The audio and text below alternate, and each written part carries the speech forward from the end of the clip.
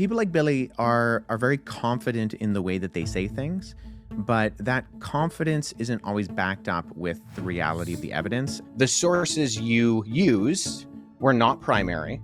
We're still talking and about the they same thing over and over again. There's so much more we can talk about here. We're wasting a lot of time. Confidence and competence are not the same thing. And I thought what was surprising to me about my interaction with Billy was that I was expecting some sort of rebuttal. Billy went to Mark's house with a handwritten cease and desist letter. People would never expect to go there. What happened after you guys were done with the podcast? Well, we did the podcast, and then it was very clear that Billy did not want the podcast to air. Why?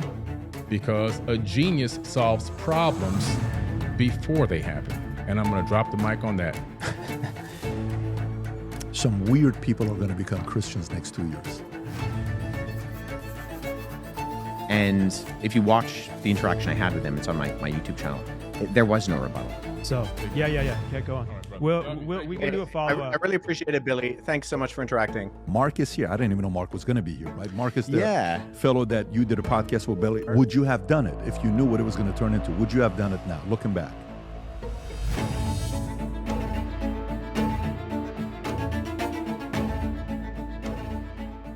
I found out about my guest today, Wes Huff, by a debate that he did with Billy Carson. And Billy Carson, who's been on our podcast before, they had a sit down together, which afterwards there was a bunch of commotion and, don't release it. He contacts the host, Mark Minard, which, by the way, today was the first day that Mark Minard, the host of, I think it's called Elevating Beyond or some name like that of a podcast, it was the first time he and Wes met each other. And I even brought Mark at the end of the podcast to speak for a few minutes about his experience with Billy, and it was very interesting watching him. But Wes, what an interesting guy, young guy who we talked about the difference between how many times he read the book of Quran. He's read it, I think, 3 times, and the difference between the book of Quran and Christianity. He broke down his views on Mormonism, and then I asked the question. I said, so if Quran is what you say it is, why is the religion of Islam growing at the pace that it is, faster than Christian church, and why is attendance in Christian church declining? And he gave his argument it's growing in different places. I said, why is it not growing in America? And we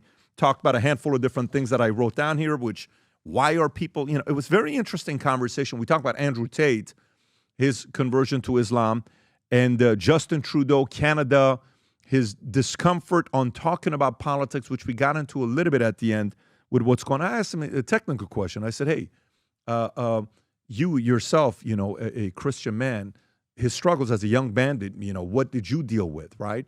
We talked about biblical times when Jesus came, and what was the OnlyFans of that time? With the amount of sins that we have today, OnlyFans, porn, all this other stuff, are we at a point where he's making a return? It was just an incredible conversation with somebody who is very qualified to speak on this topic, and I really enjoyed it, and I think you will as well with Wes Huff. 30 seconds. Did you ever think you would make it? I feel I'm so close I could taste sweet victory. I know this life meant for me. Adam, what's your point? The future looks bright. My handshake is better than anything I ever signed. Right here. You are a one of one. My son's right about I don't think I've ever said this before. Okay, so we got a special guest in the house. This guy decides to sit down and do a podcast with Billy Carson, and 2 hours later, it's explosive. Everybody in the Christian community and the community that's had Billy Carson on, whether it's us, whether it's Rogan, whether it's Andrew Schultz, oh my God, who is this West guy? And he was just recently on Rogan, and I don't know if that's been released yet or not. I'm Today. sure it's going to be fantastic. Yeah. So the timing is great. And then I reached out, I DM'd him. I said, listen, great work, good for you. I enjoyed the conversation, would love to have you on. And boom, now he's here with us. So it's great to have you on. Yeah, it's a pleasure. And so when you went in, and obviously today I want to kind of get to know your background a little bit because it's very interesting. You just told me your grandfather used to sell Bibles in Iran. Well, he worked for the Iranian Bible Society. Iranian Bible Society in 1979, you said? Yeah, 1979 to 1980. Okay, so that's post-revolution. Mm-hmm, yeah, immediately then before. You used to live in Pakistan, and you went to school in Pakistan. Well, I was born in Pakistan. And did you go to school there? Or? No, I was. We left during the Gulf War. Okay. My my parents were accused of the crime of proselytizing, giving a Bible to a Muslim.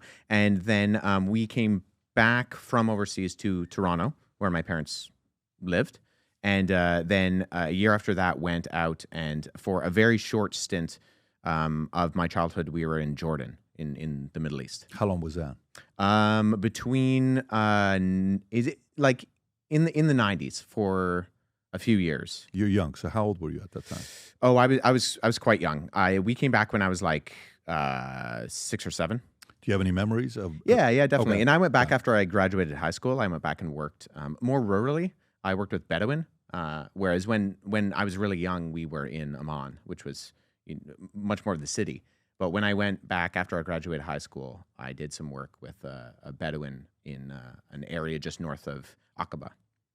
So tell me about your family lineage. Like, your father, is it everybody was my pastor, Dudley Rutherford, his father was a pastor, his uncles were all pastors, his brothers were all pastors. Like everybody was and Biola University or APU or Ozark or all this other stuff. The way you were breaking things down with Billy was very obvious. You've been, taught the right way. You went to the school, but tell me about the family lineage. Yeah, so my dad is a pastor. He was a missionary, was a pastor. He's retired now.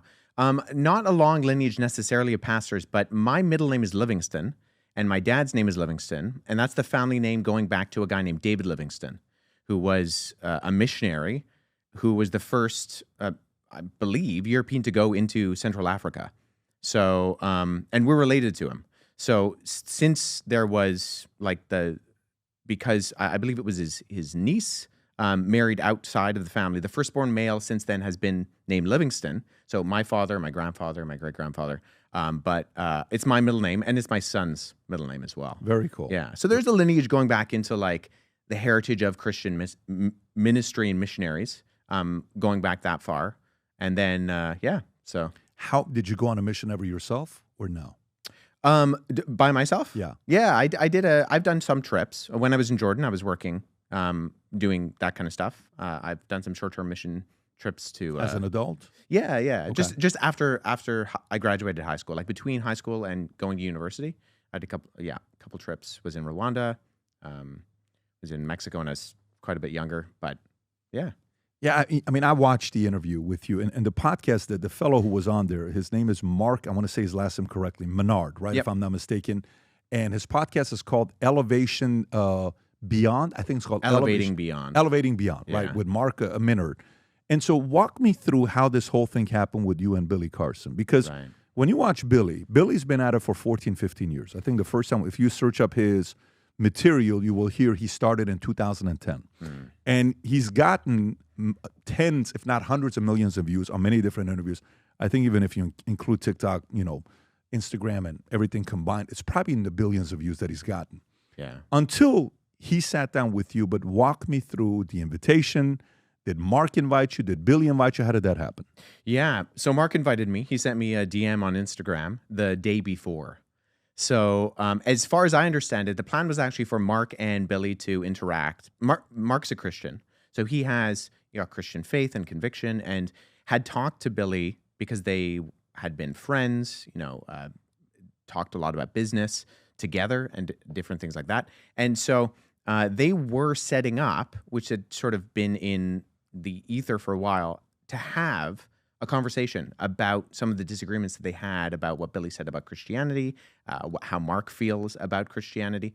And Anton, who is Mark's media manager, had compiled a bunch of different sources that Mark could look at and kind of review in plan for this. And I'd done in some of my social media videos just some short response videos to some things that Billy had said on your podcast when you had him in, when Andrew Schultz had him on, when Joe Rogan had him on.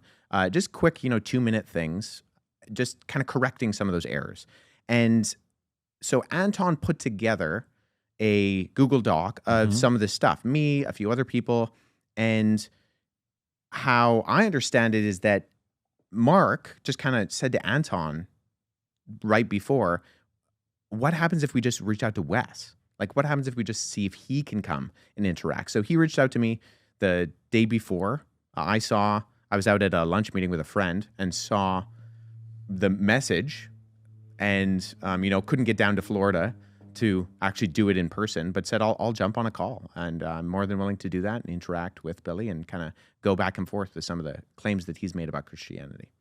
And what was your biggest takeaway when you sat down with him? What did you see that was maybe different than you had seen him on different podcasts when he's speaking? What did you sense? I think people like Billy are very confident in the way that they say things, but that confidence isn't always backed up with the reality of the evidence. And so confidence and competence are not the same thing.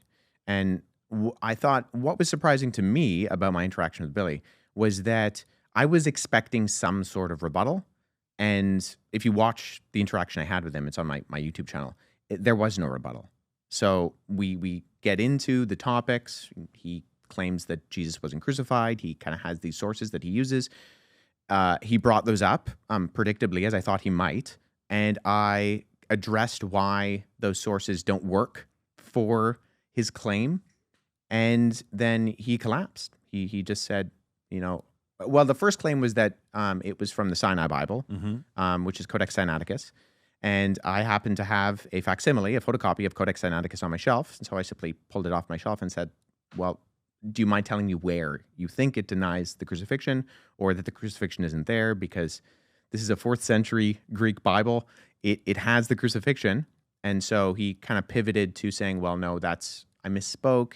I actually meant the Gospel of Barnabas, which is a known forgery. And so I think my surprise was that he didn't try to double down.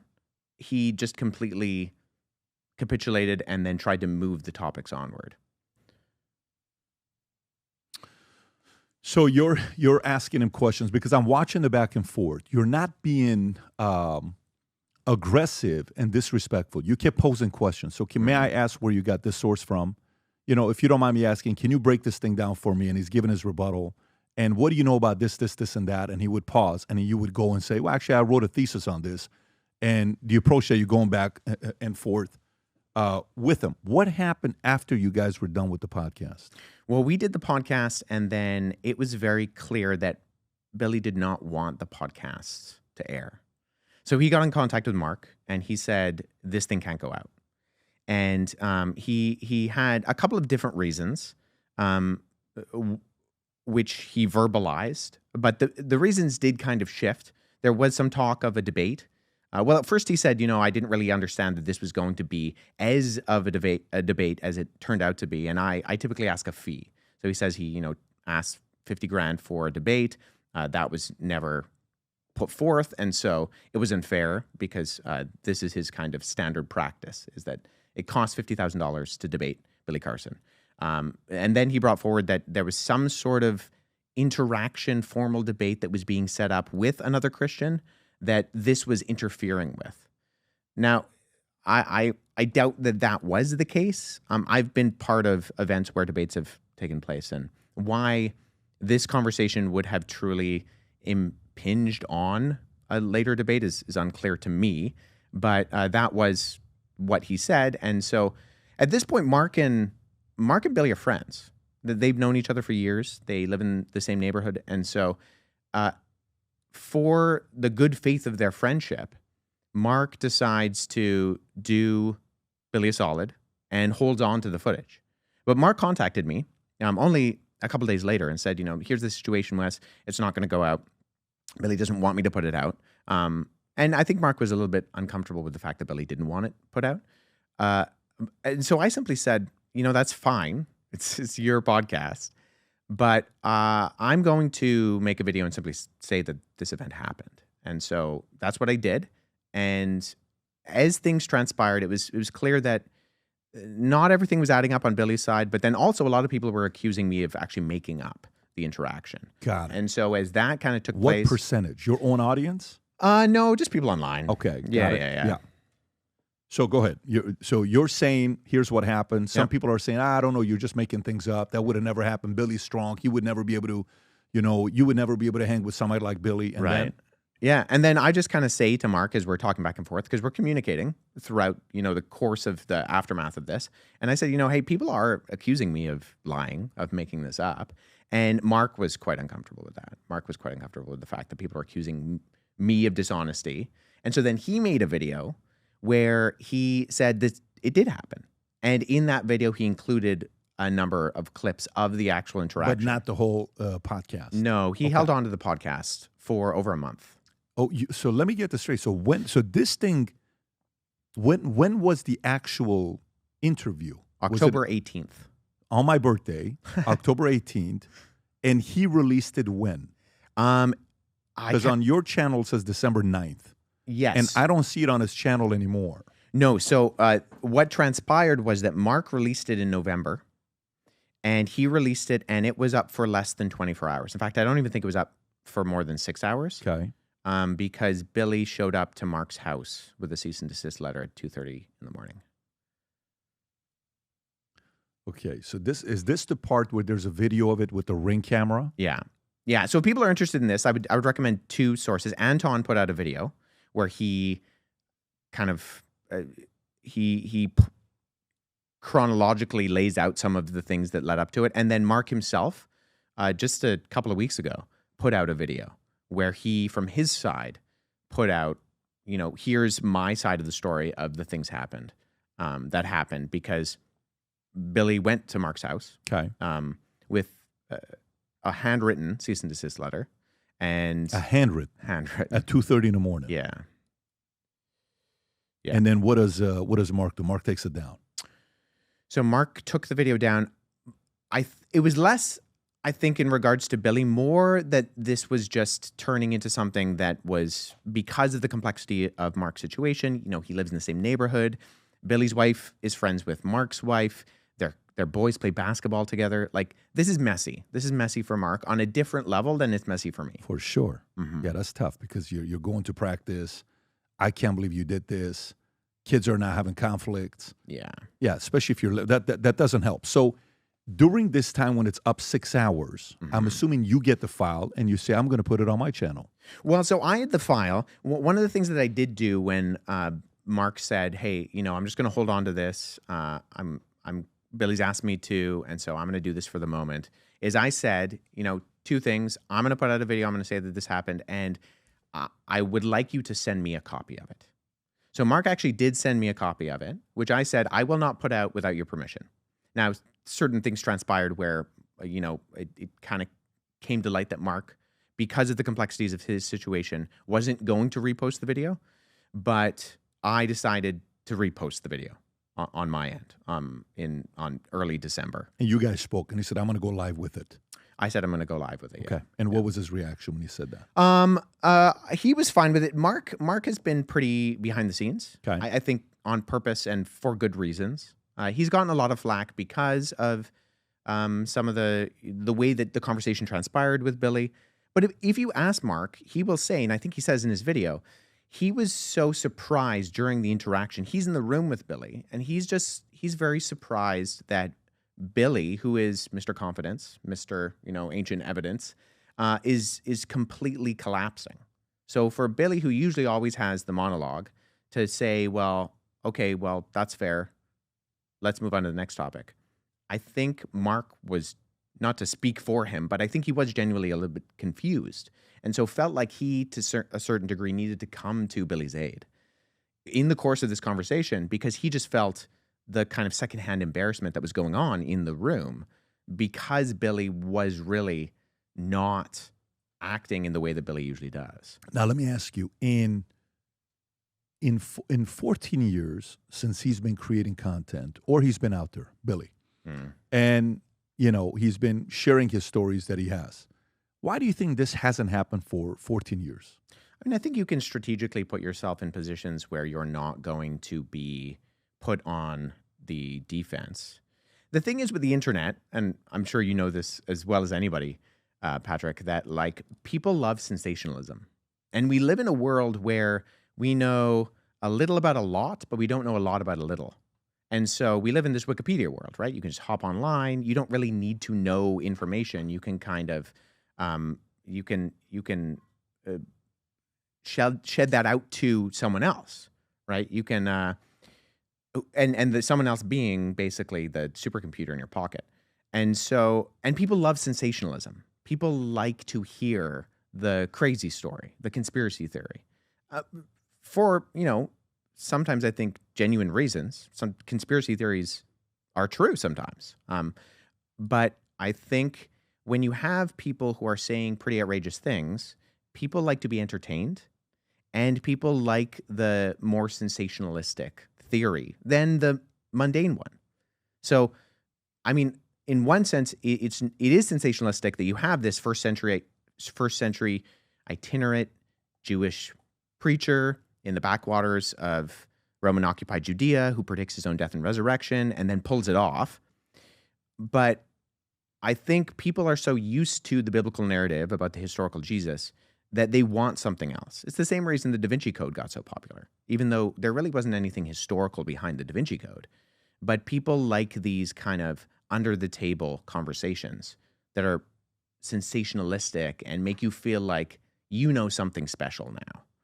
And so I think exposing somebody, oh my God, Christianity's finally being exposed, that there was another guy in the past, that Jesus replicated his story because there was this person that in India and exact same story that did this. So finally Christians are being exposed. Is that kind of what you're referring to? Or I mean, every Christmas and Easter, it seems that there's some news article about, this lost or missing gospel that has this story about Jesus. Well, I remember Da Vinci Code was massive. And even the movie with, who was Tom Hanks in Da Vinci Code? Yeah, there was a 1 and a 2, if I'm not mistaken, right? There was a couple of them. Yeah. And for a person that's not in that world, you can really get caught up in it. Now, have you had a follow-up with Billy? Like, did you guys speak? Has he reached out to you directly?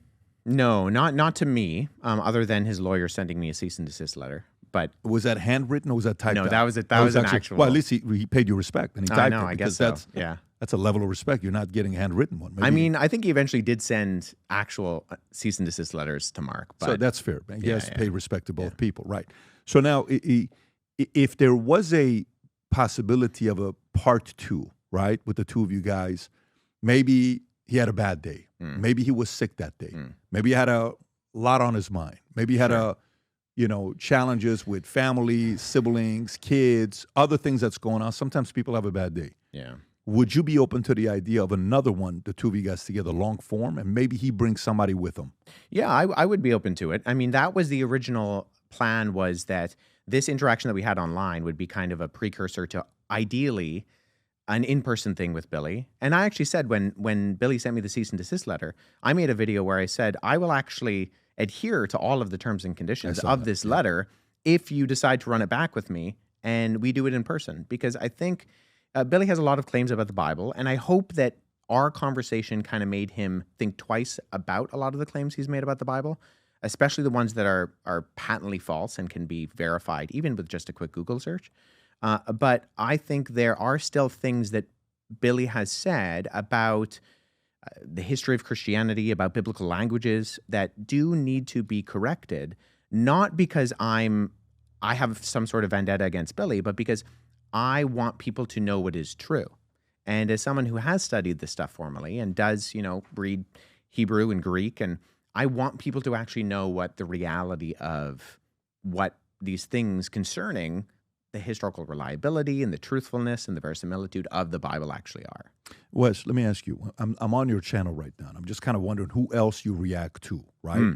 Who else would be somebody where you would say is like a Billy Carson that, shares certain stories that, has caught some traction? Who else would you say? Yeah, I mean, it's an interesting question. I'm actually scheduled to do an online event with a guy named Aaron Abke, who is a growing individual within. I think Aaron has more kind of, his repertoire is a little bit more than Billy's. But my friend Stephen Boyce, who has a PhD and is brilliant on church history, and I think his PhD research was actually on Gnostic Gospels. Him and I are going to do an interaction with Aaron and another individual as well. But, I mean, off the top of my head, no one necessarily comes to mind, but there are, I mean, the internet is kind of a wild, wild west with this stuff and just claims that are made. I mean, I think it's emblematic in this conversation. We live in this world, but we live in a world where social media has kind of designed it where we're so used to claims being thrown out, but claims are not actual evidence. And so you can make a claim where you say something, and, because it's, in 140 characters, and we're so used to that, we think that that's actually rationale. But that's not rationale. That's an assertion. An assertion is kind of like the roof of the building. You don't start building the building by the roof. That's the last thing to go on top. The foundation, the walls, everything internal, that's the rationale and the evidence, and then you put the assertion on top. But we live in this world where everybody's throwing out assertions, and we've actually forgotten how to articulate what evidence and reasons and rationale actually are. So that's what we see online. I mean, a question about, I remember back in the days when a friend of mine who we went to high school with, I go to the Army, I come out. This is a guy that was a PCP guy, troublemaker. All of a sudden, he's no longer cursing. He's not drinking. He's not going to the clubs. I said, what's going on with you? And him and I both had a 1.8 GPA in high school. Both of us troubled teenagers. We were just, we had a hard time. And I went to the military. He went a different route. And he says, Pat, I found Jesus. I said, you found who? He says, I found Jesus. I said, there's no way you found Jesus. He said, I found Jesus. I'm laughing at him, thinking what do you mean you found Jesus? He said, well, what are you doing next Friday? I says, I'm at the club. What are you doing next week? You want to go to the club? Let's go. He said, no, I want to take you to a different club. What's that? Church of the Paznaz of Pasadena, California. I'm like, oh, give me a break, dude. I'm not in. I'm busy.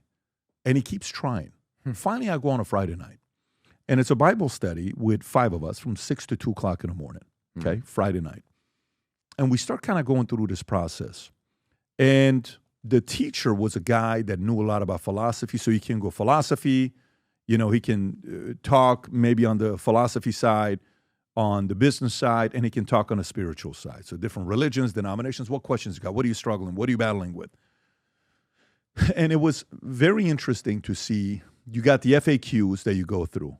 Typical objections that have come up about, why if God is real, how can he have something like this happen? How can let so many innocent, the most innocent objections, like in every business, there's innocent objections that comes up.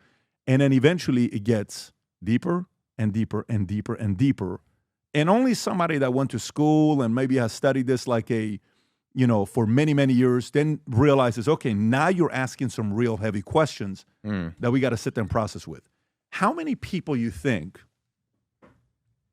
of somebody that went to school and got their, degree from certain universities that we have in America could have sat down with Billy and not exposed, but revealed the number of leaks in his arguments? How many people would be able to do something like that? Somebody that studied theology.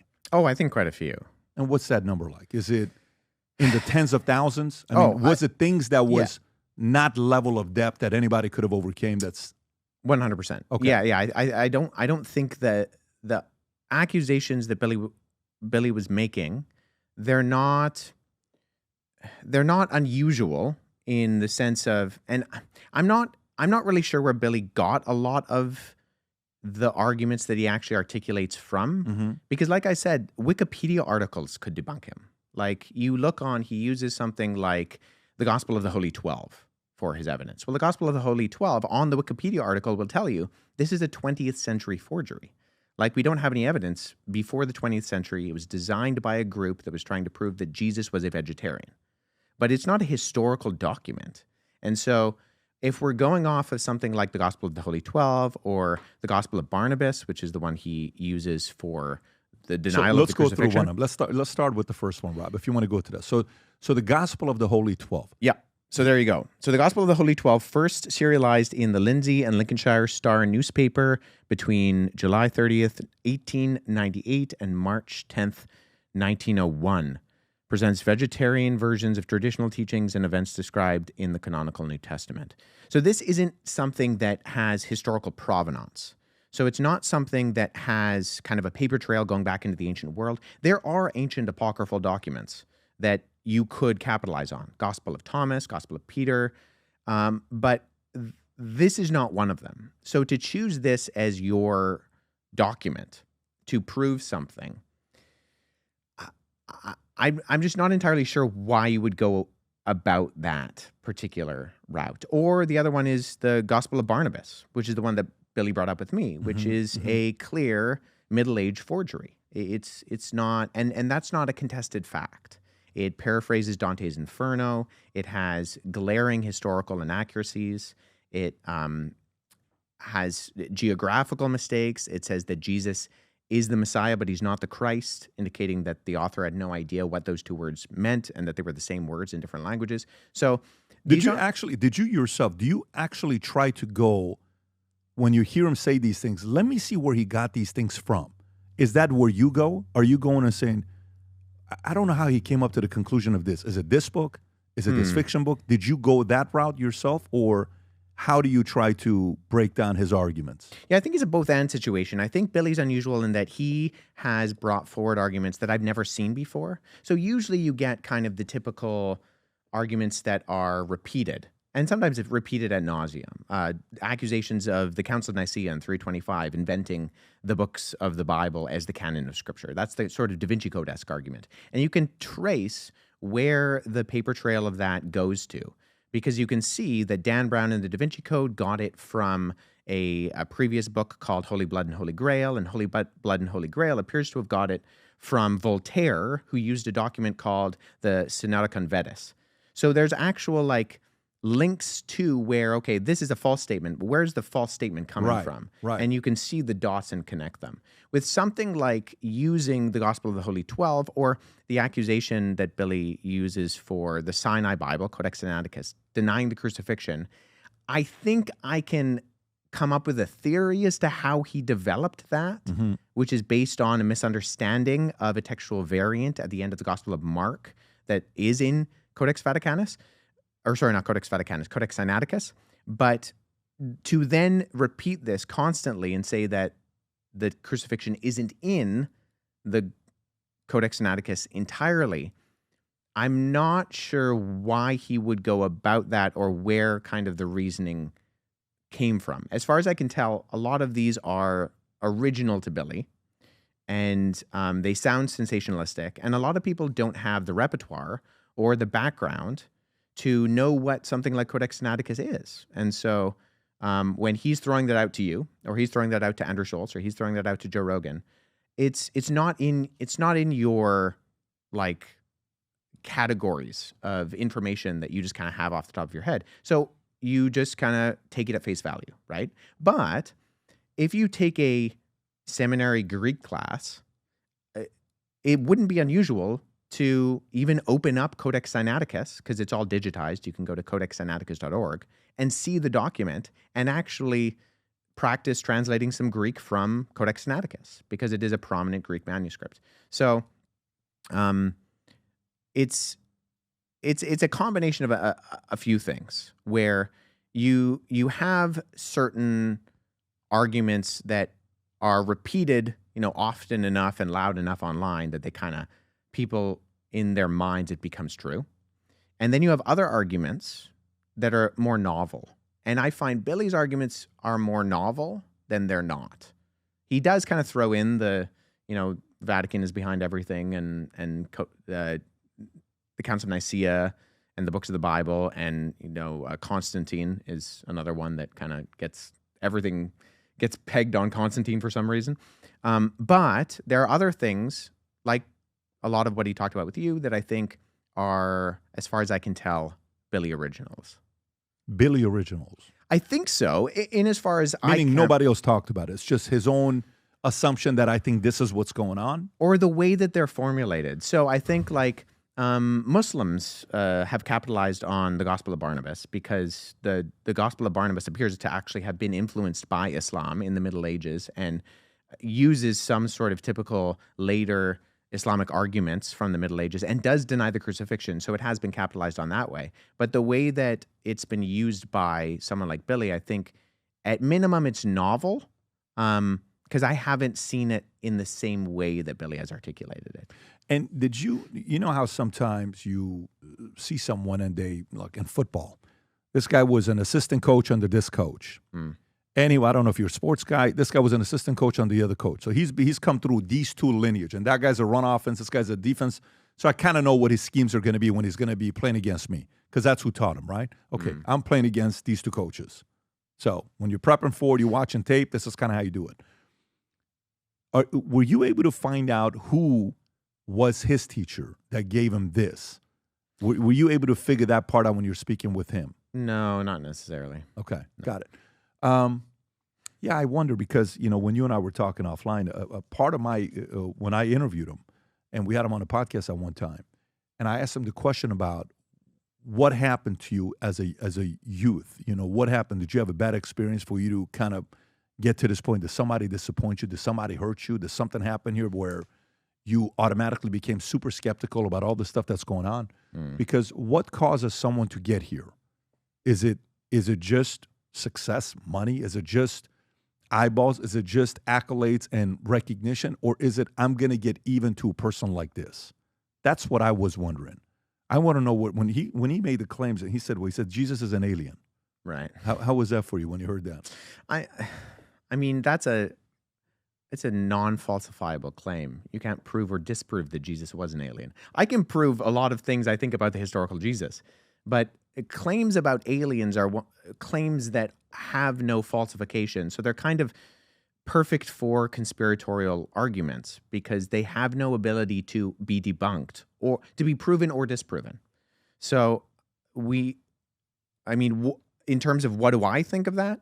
I mean, I don't know. Jesus wasn't an alien. So, of what we know about what Jesus was. And I think this gets to the heart of the issue in terms of, I can't speak to trying to get into Billy's head or psychologizing why he does something. But at the end of the day, I am two things, right? I am an aspiring biblical scholar and historian, and I am a Christian. And so I'm very concerned with a good history and articulating and using proper methodologies to derive good history. And I believe that Jesus was who he actually claimed to be, that when he predicted his own death and resurrection and then pulled it off, that people who rise from the dead have more credibility and authority than people who don't rise from the dead. And so I think that should be taken seriously. And I think the claims that Billy articulates, they lead people astray to doubt that in a way that I don't think is credible philosophically or historically and are easily debunked. And so my first priority is, okay, I want people, when I make a video, any video, a response video, or, when I'm talking about manuscripts on my Instagram page or whatever it is, different levels of kind of nerdy on that scale.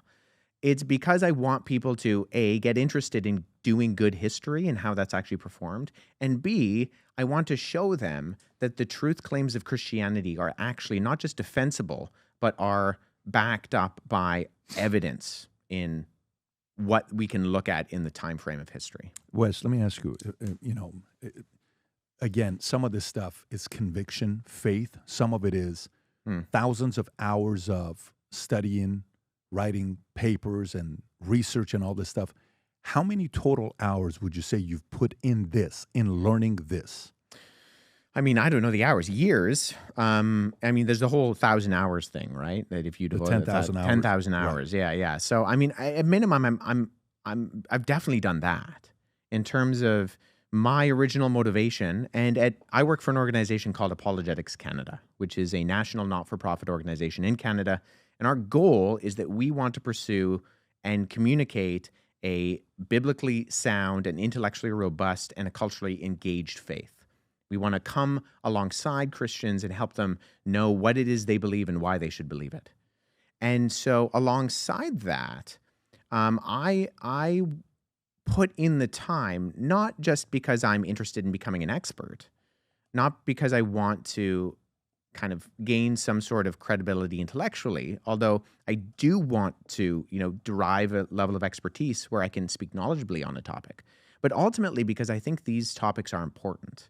And I think that they have ramifications that go beyond simply historical inferences, that Jesus is no less than a historical character, but he's also so much more than a historical character. And so my motivation and my interest is ultimately because I think that these things are true, and I adhere to a set of scriptures that calls me to love the Lord my God with all my heart, soul, mind, and strength. And part of that is loving God with my mind. And so I'm going to try to do, to the best of my ability, dive into that in order to be able to communicate what I believe is ultimately the truthfulness of the Christian worldview. While you're going through your faith, did you ever hit a wall? And if you did, what was the topic you hit a wall? Because you know how you study Billy Graham when Billy, before went on his crusade, he went and met with, I think it's Henrietta Mears, if I'm not mistaken. I don't know if you know the story or not. No, I don't. Yeah, he goes, Rob, can you type in Henrietta Mears, Mears, and Billy Graham? I think I'm getting the name right. Women's History of Henrietta Mears. Can you zoom in a little bit for me to read on zoom in? Okay, let's meet the women who inspired Billy Graham, Bill Bright, and more. Motivational whisper.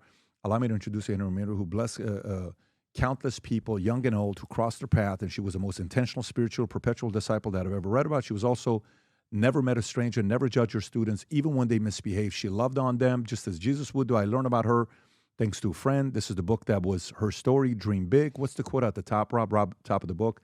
She is certainly one of the greatest Christians I have ever known. Billy Graham.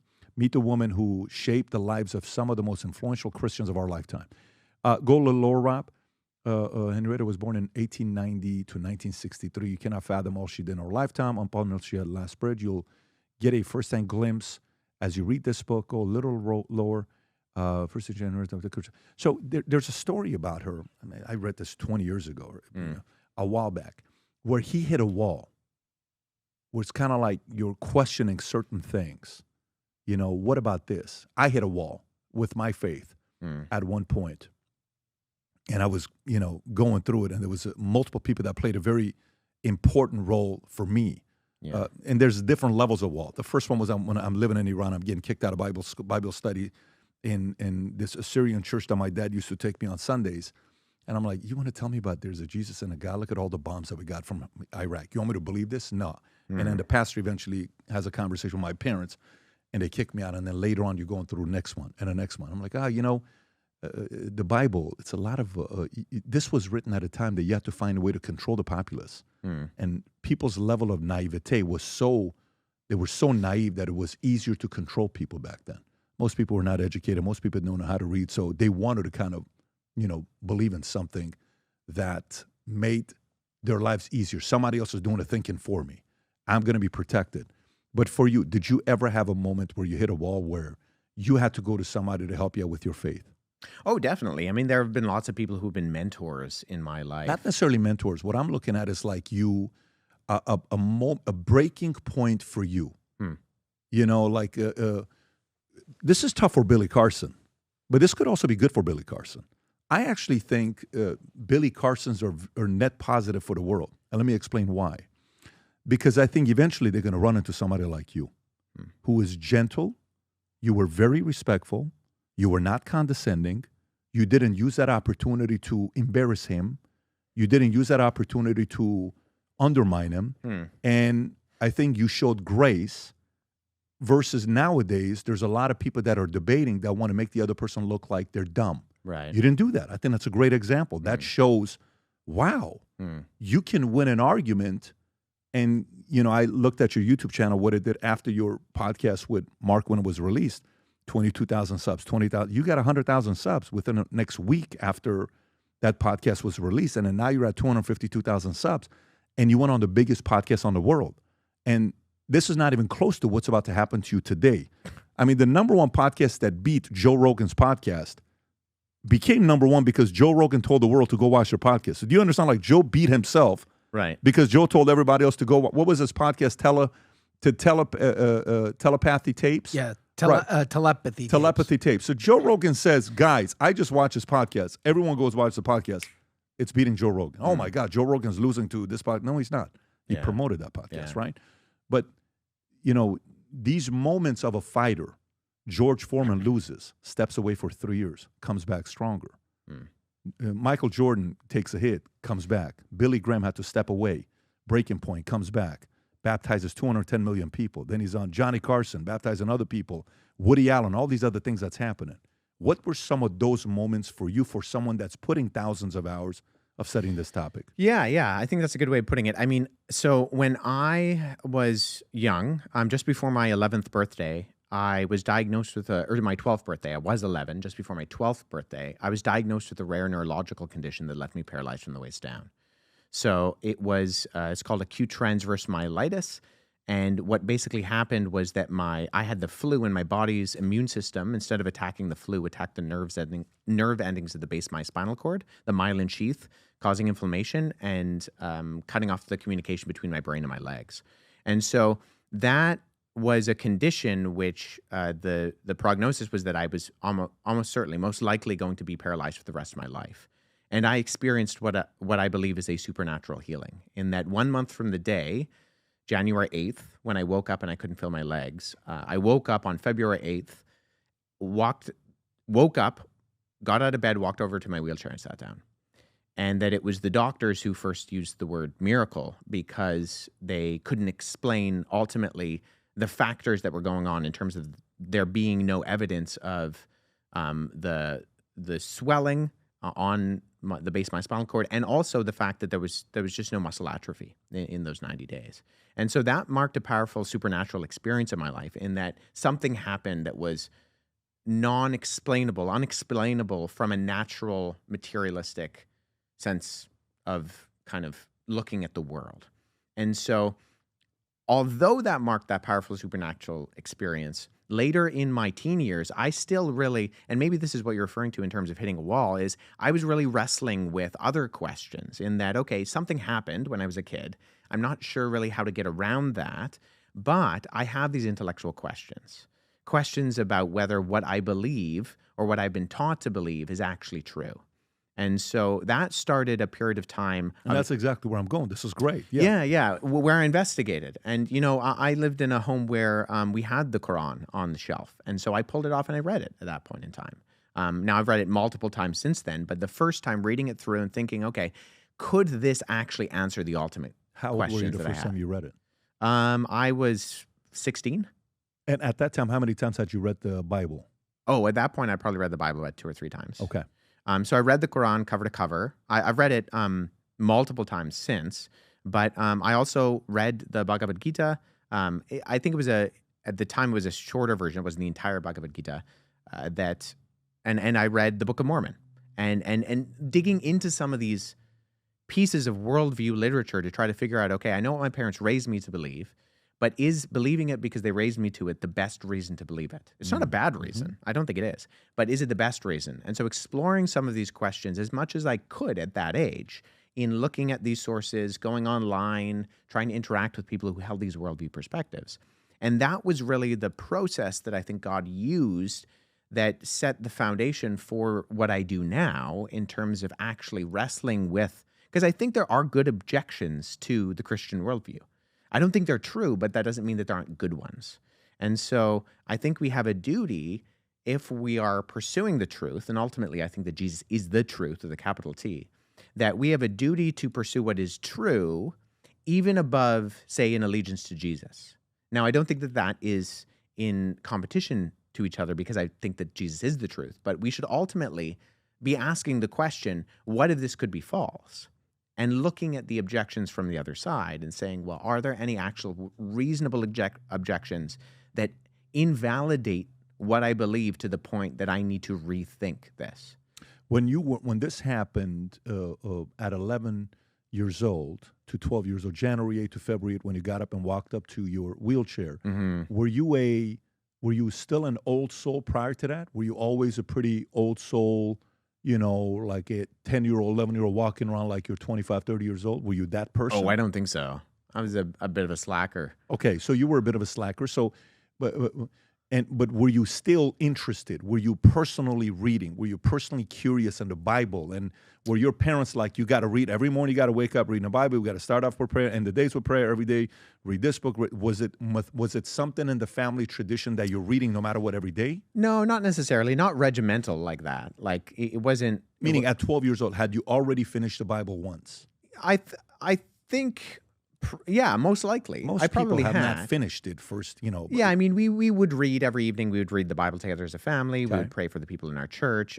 So there were kind of those disciplines that were put in place, but I don't think that they were like militaristic in the sense that I had to read my devotions. My parents were checking up on me on how much I was actually getting through or anything like that. I think that it was much more of an organic kind of just attitude. There's 3 siblings of yours. Have they all read the Bible pre-12 years old? I don't know. Was it something where you guys collectively would sit down? Was it a family tradition Bible? So that was a... Yeah. We Okay. would do evening devotions kind of thing. So after 12, after that event that happened to you, were you a different person afterwards and people could tell? Was there a certain level of urgency where you felt like you owe it to God, that I'm going to commit my life to you? Was there that kind of a moment for you? In some ways, but maybe not in overt ways in other areas. I was very invested in athletics as a kid because of that, because I felt like I had experienced something where God had given me this exposure to understanding what it was like to take advantage of walking in and out of a room. What do you have something in your Twitter profile that says something athlete, right? Athlete wannabe? Athlete wannabe. Yeah, that's what you got. Yeah. So I was really involved in track and field as a kid. And then I ended up competing all throughout high school and went to university and competed varsity track and field. And I felt very passionately that was, and probably to what you're saying, there being a conviction, like this is something that I need to take seriously because A, it gives me a structure for my life, but also I needed to constantly be reminded that I had been in a situation where this was just a complete impossibility. Okay, so let me get into maybe some of the issues here with you. Since you read the Quran, you said 2 or 3 times at this point, Yeah. right? And you read the Book of Mormon, and we'll get to that because I'm curious to know where you're going to go with that. The Quran, after you read the book the first time, what was your impression? Did you say, oh, wow, complete different understanding than what I thought was going to be in the Book of Quran? This is actually a great book. I actually enjoyed this. I actually learned this. What was your impression at the end? I mean, have you ever read the Quran? I've never read the book. Okay, so the Quran is interesting in that when you come to it, especially if you're a Christian and you're expecting things to be chronological, and when you open up a Bible, Genesis... Structured. Right. Genesis says, in the beginning, and that's in the beginning, and by the time you get to the end, Revelation is the end, right? The Quran is structured differently in that the biggest chapters are at the beginning and the smallest chapters are at the end. So there's 114 surahs or chapters in the Quran, and the way that it's been put together and structured is very, very different than something like the Bible, in that it's not in a narrative theme or a chronological theme, but it's on the basis of the chapters. And there are various reasons for that in terms of the overall way that the Quran eventually got codified. Because during Muhammad's lifetime, the Quran was oral. And actually, there was a hesitancy after Muhammad died in 632, I believe it was. Muhammad dies. I could be wrong on that date. I'm just going off the top of my head. Muhammad dies, and actually the Muslims who are following him have a hesitancy to write it down because Muhammad never told them to write it down. But there's this process that eventually gets put into place because Muhammad's successors in the caliphs realize that people have memorized the Quran differently. And so there is... What does that mean? Memorize the Quran differently? Yeah. So you had these individuals who were following Muhammad around and they were memorizing everything he was saying. And so part of this process is that people were remembering things slightly differently. And I believe it was so Abu Bakr, who I think is the second rightly guided caliph in the succession after Muhammad, he's the person who starts the process of kind of bringing together all of these recitations of the Quran, and then that's finalized under a later caliph by the name of Uthman. And Uthman, I think when they come to Abu Bakr, the statement literally that they say is, save us before we differ like the Christians and the Jews before us.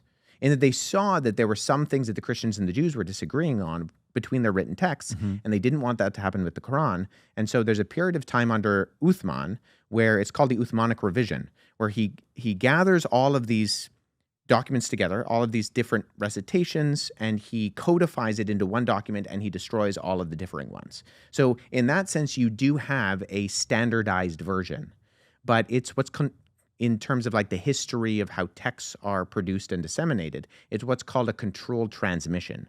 It's essentially a government oversight of it, right? So the great thing about having only one version is that you don't have any disagreements, but if you only have one version, you have to trust that the guy who compiled that one version got it right.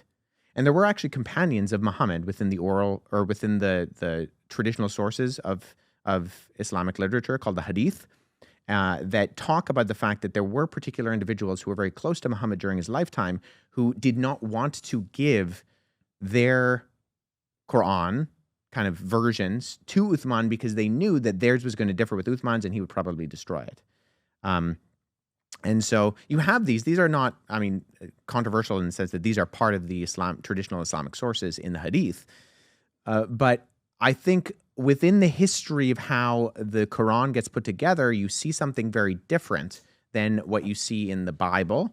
And so when you're reading it, especially if what I did, open up the front and then read all the way through, there are parts of the Quran that are confusing because they don't necessarily follow what would be considered a overly rational order in terms of the flow of the text. So I open it up, I read it. Some things sound familiar in some ways, and that it's talking about Moses and Noah and even, Jesus, Mary are in there. But there are components of it that they're so far from what the biblical narrative is that it just seems off. And I think there's a very often in a sense that it's not chronological. Chronological, Yeah. where it's not in order. Is that what you mean? That's off, or well, the stories are very different a lot of the time. So, Okay. What I think we can derive from the historical record is basically that if you take the traditional Islamic narrative, Muhammad was illiterate, so he's not said to have been a learned individual. And so he is, if we take the traditional narrative once again, he's a caravaner in 7th century Arabia. And so he is going around Arabia, in the Arabian Peninsula. He's going up into countries like what are today modern-day Jordan. what is this, Rob? Is this ChatGPT you pulled up, or No, this was just Google. Oh, okay, got it. Yeah. So if we go by that traditional narrative, he's a caravaner, he's going around, he's being exposed to Christians and Jews because they're all over the place in Syria and in Jordan and in Iraq. These were Christian countries a lot of the time. And he's hearing these stories about who the Christians and the Jews believe are their prophets and individuals within that are part of the religion.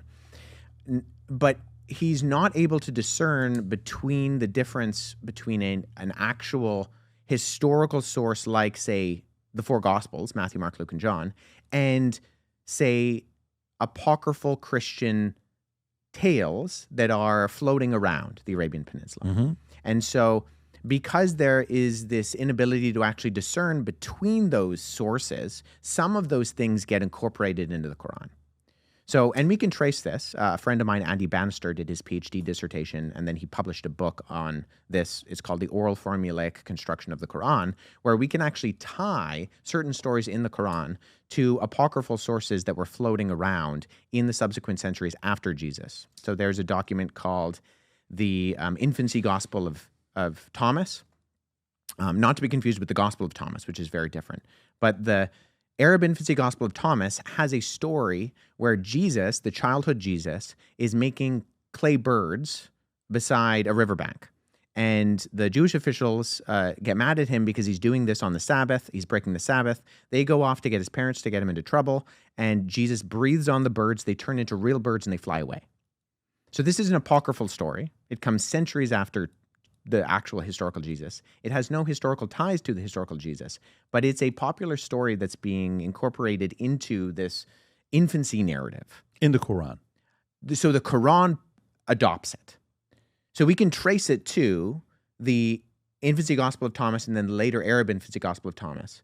The Quran borrows it and incorporates it, but we know that it's not an actual historical story of Jesus. So when I say that there were stories that they're familiar. So what's your point with that? that there are stories that are familiar in that you're seeing the name Jesus, you're seeing the name John the Baptist, you're seeing the name Mary. But when you're reading these stories about them in the Quran, they're not stories that they're not echoing biblical stories as much as they're talking about these characters in very different ways. That if you don't know about, say, where these sources are coming from, if you're not looking into the infancy narratives, then you're like, well, what is this? Like, this is confusing. Is this more information? Is this right information? And so now later in life, in my formal education, digging into some of those things and figuring out, okay, well, here's how we trace those sources. Here's the paper trail. Here's how we can connect those dots between where potentially the author of the Quran was actually getting them from.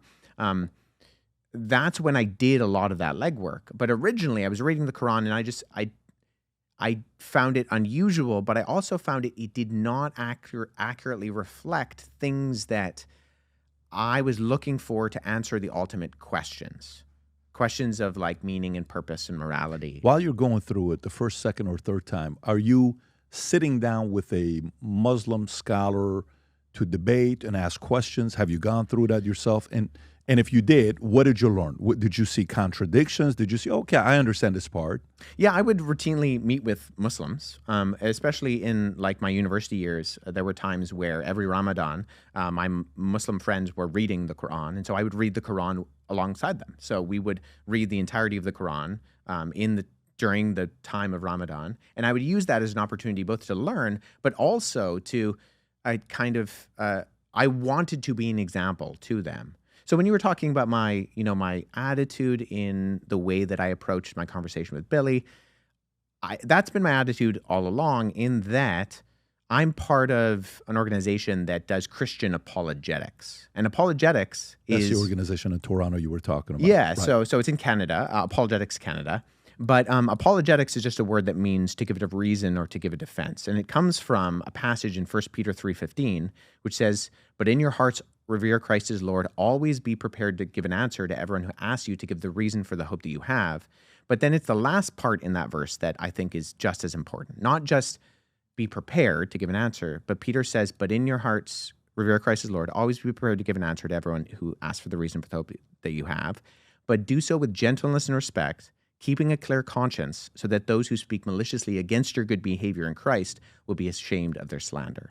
And I think when we approach these conversations, whether we're talking to, agnostics, atheists, Mormons, Muslims, for someone like myself who claims to be a Christian, if I'm only giving answers, but I'm not revering Christ as Lord in my heart, and those answers aren't done so with gentleness and respect, keeping a clear conscience, then I'm not actually obeying that command in Scripture to give an answer, because it needs to be sandwiched in between those two things. Yeah, I love that.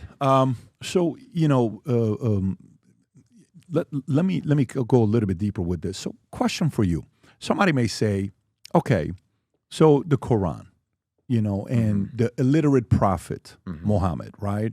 And, inconsistencies in the book that was written, not like the Bible where you're kind of going through it and it's a Old Testament, New Testament. I kind of feel like, okay, when I'm going through letters or Matthew, Luke, I'm kind of feeling, he's given his testimony, he's given it. Maybe there's a little bit of differences, but for the most part, I can see how their point of view while they're walking with Jesus, they see this. Okay. Why do you think the religion, 610, 632, Common Era, Quran is done, from 632 to today, why do you think it's become the fastest growing religion in the world? And now they have, I don't know what the number is, 1.5 billion, maybe 1.4 billion. I don't know the exact number, but it's somewhere around there, 1.9 billion. Why do you think it's grown exponentially that at this point they're saying in the next 30 years it's going to be the biggest religion in the world? And some even say where 30% of House or Senate in America could be run by Muslims. Why do you think it's grown so big? Yeah, I don't know if I have an exact prognosis. Islam is a very different religion than something like Christianity in that it has a socio-political component to it that Christianity doesn't, in that it is a political religious system. And it was designed that way from its beginning, in that Muhammad, if once again we're assuming that the traditional Islamic sources are correct, he was a warlord. And so if from its inception there's been a different attitude, Jesus was the crucified Messiah in that he said, I've come to not be served, but to serve. And so when we see the beginnings of Christianity, we see an attitude where people are motivated by love your neighbor, pray for those who persecute you, love those who hate you. If a Roman soldier asks for your tunic, you give him, your undercoat also. And so there's a different attitude when we look at the substance of something like Christianity, in that Christians were willing to be persecuted and die because they believed that Jesus had already won, that he was sitting at the right hand of the Father. And so their battle cries were pray and pray, evangelize, and be willing to lose your life for this message. Whereas with Islam, there was much more of a system where it was designed to subjugate the entire world under Islam. So you have the Dar al-Islam, the House of Islam, and then you have the rest of the world. And so I think there's a political component to Islam that is very different than Christianity. I think there's also, especially in the West, we're basically being outbred in that traditional Muslim homes have more kids. I mean, there's also the component of having more wives within majority Muslim countries that's allowed, but having more kids. And so you have more kids and you have a system that allows for certain things. And so that's going to grow faster than a society which is dissuading families from growing, is maybe even demonizing the growth of a household for various reasons, whether that be political or environmental or otherwise. And so you just have very different worldview foundations for something like Christianity than you do for something like Islam. Do you think the world's a better placed based on one faith or the other? Meaning, when you're speaking with Muslims, there is a pride for them to, we're going to outgrow you and we're going to be the dominant religion in the world. And, it's going to be the way we run things. Cities, like right now with what's going on with UK, I don't know if you're following the challenges that UK is going through, where the most common name given, 30%, I think, I don't know what it was, the most common name given to kids in 2024 was Muhammad. And this is UK, right, you're talking about. Do you think Christians, the goal is to what? In your mind, is it, if the faith that we have today, it's the same it was yesterday, it's the same it's going to be 100 years from now, where some criticism may be like, well, look, the church is getting smaller. Some data that we have, if you want to pull it up, you see this with Pew Research, and they'll show it and say, well, here's what's going on. And, it used to be church attendance used to be higher. I don't know how many mega churches in America are empty today. And I've gone to many of them. And you name them, I've been to a lot of mega churches in America today, because you're going places, you're like, I want to see how this guy preaches. I want to see how that guy preaches. I want to see what this is like. Like, wait a minute, why is this so empty here? Why did we build a facility that's a $50 million facility, but 80% of the place is empty? Why did you build this place? Why do you think on one side, one religion is growing and the other one isn't? Like, this is a number right here, if you look at it, right? From 1940, church memberships amongst U.S. adults, 73, 76, 73. So we're around 70% for about 45 years. Then it drops, still at 70% in 2000. But in the last 20 years, 70, 64, 61, 57, 55, 50, 47. And I don't know what that number is today. Why do you think this is happening? So I think we do need to be careful with the statistics, because we used to live in a culture that was much more culturally Christian than it is today. And sometimes I look at these numbers and I often wonder, okay, yes, you see this kind of downward trajectory, but I wonder, in Canada, in not that long ago, only a few decades ago, you had something like the Lord's Day Act, where you were not allowed to have a business open on Sunday because it was the Lord's Day. Mm-hmm. And there was just more of a cultural zeitgeist that was not necessarily, I think, Christian it was Christian out of convenience, not Christian out of conviction. And so I think a lot of people used to go to church because maybe they were just following along in the society, and that's just part of what you did. And the culture shifted, and now the culture is not saying that going to church is necessarily something that you should do or need to do. And so I'm always curious as to how many of these people who used to, fill out the little tick box and say, I'm a Christian, I go to church on Sunday, how many of them were doing so because it was just par for the course for their culture, and the culture shifted and they weren't really necessarily convictionally Christian then, and they were following the stream of the flow of the culture, and the stream of the flow shifted. And so now it's just more culturally accepted to not go to church.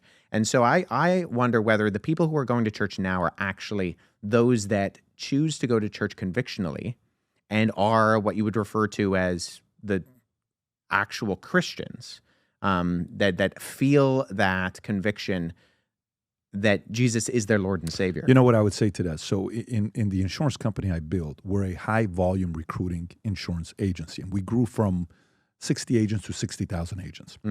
And I knew when I went to an office, they used to have 100 agents coming to meetings on Saturdays, okay, or Tuesday nights. And then I'd come back a year later, and they're down to 20. And I would say, hey, what happened to attendance? A year ago, you guys had 100. Split was fired up. Now you're down to 20. And then I would see the broker running the office, let's just say he's the senior pastor, he would say, well, it's not about quantity, it's about quality. We have quality attendees, where a year ago we didn't have quality. Yeah. We had quantity. I'm solving for quality. And it was always, for me, a sign of lack of enthusiasm in the leader, lack of conviction in the leader, lack of aggressiveness and assertiveness to go out there and baptize, bring people in and baptize them later. Bring them in and share the story with them. Share the testimony of what we've done, how this business works, why it's effective. And I'll go to a church and I'll see a fired up pastor at the top, and you notice, boom, wall to wall, good for you, right? But, and I hear what you're saying. Because I don't think the same can be said about the Mormon church. I think Mormonism is growing. When you look at their data, they're doing. And by the way, I'm not convinced about that. Well, you can say that, but data, when it's shown to me. Sure. And let me tell you where I'm going with this. You're talking to a guy that's a evangelical, non-denominational. You're Baptist, right? Yep. And I think it'd be good. One of our guys asked the question, say, hey, can you tell me the difference between Presbyterian and Orthodox? And I said, I'm going to ask Wes, so I think that's a good thing for you to break down, but I'll go there in a minute, but let's just kind of stay on this topic here. This is kind of where I'm going to here right now. Andrew Tate and I are speaking, and I'm sure you know who Andrew Tate is. Year and a half ago, he gets out of jail. I'm there, the first person to interview him. He had an issue with BBC. We're sitting there talking, and he says, when I was in jail, I decided to convert to being a Muslim, religion of Islam. Okay. Tell me why. I don't know if you know his reason or not. Have you heard his reason? I have heard him articulate. And he says, when I was there, how many Christian friends of mine and fans wrote me a letter? None. Do you know how many Muslims wrote me a letter? I can't even tell you. And to me, when I saw that, boom. Okay. So while we're talking, I'm writing this thing down. And I'm writing why people convert, because I'm actually curious. So this wasn't prepared. I'm literally, when you're talking, I'm writing this stuff down while we're having a conversation. Why do people convert to Christianity or Muslim or Jehovah or Seventh-day or Mormonism or Scientology or whatever it may be, right? And I've been through all of these guys. I used to go debate Scientologists all the time to know what they're thinking about, right? In LA at their main Scientology center. So one is through your example, testimony, the way you live. Like you showed grace with Billy Carson. I walked away and I said, my son should watch this guy because men would benefit from having grace, especially when you can be a bully and you show grace. That's even more honorable. Right? When somebody knows how to fight and beat you up and they don't, and they say, look, it's just not a good idea. Look, can we not fight? And walks away. This guy can whoop this guy's tail, but he doesn't. That's grace. Good for you, right? Versus, God, let me go beat him up, show him the fact that I know Taekwondo or whatever. So to me, one is example testimony, okay? Was that set there for Andrew? I don't know. Two, the actual content. What's in the book of Quran? What's in the book of, what's in the Bible? What's in the book of Moroni? What's in L. Ron Hubbard's, what's the book called? Dianetics, right? I've found in my experience, less than 10% of the time is the content because most people don't read the Bible. Most people don't read the whole book. It's the example, somebody in their lives. Third one I wrote down is disappointment, heartbreak, hurt. Hey, you hurt me. You weren't there. You're a Christian. And because of that, for the rest of my life, I'm going to be against you. Maybe Billy Carson. I don't know. I'm not trying to psychoanalyze. I'm just kind of watching maybe for myself, for yourself, for everybody. You had a great example. You know, your family, your background, you're coming from a place, organized structure. A lot of people don't have that. They're coming from a different background. And the next one I wrote down is they were there for you. Hey, you have nobody for Thanksgiving? Come over. Yeah. Hey, what are you doing this Sunday? You got no, hey, come spend some time with us. We'll go to church together. Come with me to go to Mecca. Come with me to go to this. Come with me to go with that, right? So for somebody like Andrew Tate today, whose brother's still a Christian, by the way, Tristan is. And Andrew's been going through some challenging times right now because he announced he wants to run for Prime Minister of UK and all this other stuff. And, you know, he's saying, if you're not for the British way, get out. If you're not for this, and indirectly he's calling out many of the things that's going on with the, Muslims in UK. The criticism isn't towards Christians or Jews or Scientologists or Catholics. It's a lot of criticism towards Muslims that they're getting. Going back to it, okay? Why isn't the church, the Christian church, the non-denominational church, even some of the other sects you put in it, why isn't it growing at the pace that Islam is? Yeah, I mean, I think what we see globally is that we're seeing a shift in the demographics in that for a long time, the Western world was Christianized. Maybe it wasn't necessarily Christian, but it was Christianized. And I actually think we're seeing a shift statistically in that's moving to the global South. That if you look at the continents of Africa and Asia, that the church is growing at a rapid rate in those countries. And I think there are various reasons for that, but I think we are genuinely seeing that. Can I give a rebuttal to that? Sure. Okay. So, again, I'm going to take you back to my example of running an insurance company. Somebody could say, well, look, yes, we're not growing in California, but I can tell you we're growing in Florida and we're growing in Texas and we're growing in Tennessee. That's because we were never in Texas, Florida, and Tennessee. We just moved into that market, right? Sure. So somebody may say, well, that's because we're just breaking into that market in Asia or in, South, whatever, Africa or some of these places or even the Middle East. By the way, Christianity is growing in Iran in ways that most people don't know. The percentage is exponential in Iran that's growing. The stories I get and the testimonies, it's unbelievable when I see some of this data that comes back. Yeah. And I'm glad you're saying that because my main focus is really the West. Yeah. Because West is the one that's got a black eye. UK is West. Sure. Us, West. Sure. Canada, West. Yeah. Why do you think the West has taken a hit when it comes down to attendance, the church? Why do you think? Yeah. I'm going to back up. I'm going to answer that question, but I'm going to back up and say that to the kind of rebuttal of, well, we're introducing Christianity into those places. I would actually say that Christianity was there long before it was ever in the West. In that North Africa was where a lot of the major church historians come from. Apart from the Apostle Paul, you have individuals like Athanasius of Alexandria.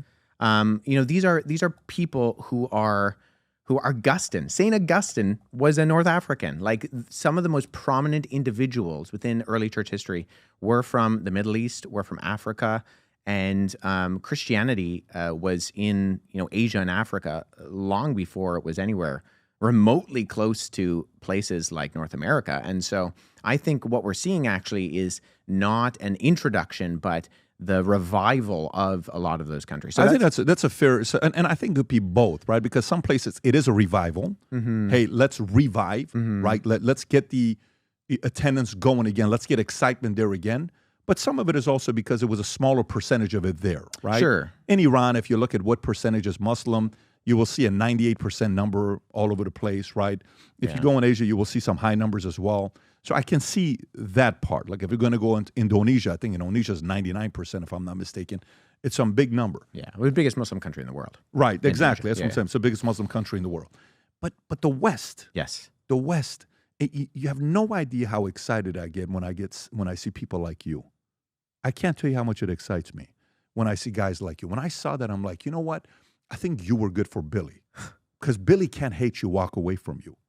Billy has to walk away and like you we need that. We need those. I have a theory. I'm trying to see from you that this is your world. What theories do you have? Yeah. Because you're doing your part. It's not like you're not doing it. This isn't criticism towards you. Yeah. You understand what I'm saying? You're doing your part. You're going out there. You're sharing your testimony. You're doing it in a graceful way.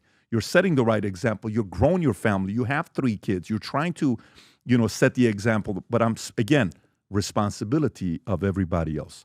One side, 1.9 billion, growing faster than us. The other side, flatline with churches declining. Yeah. I think there have been a number of things that have happened in the West.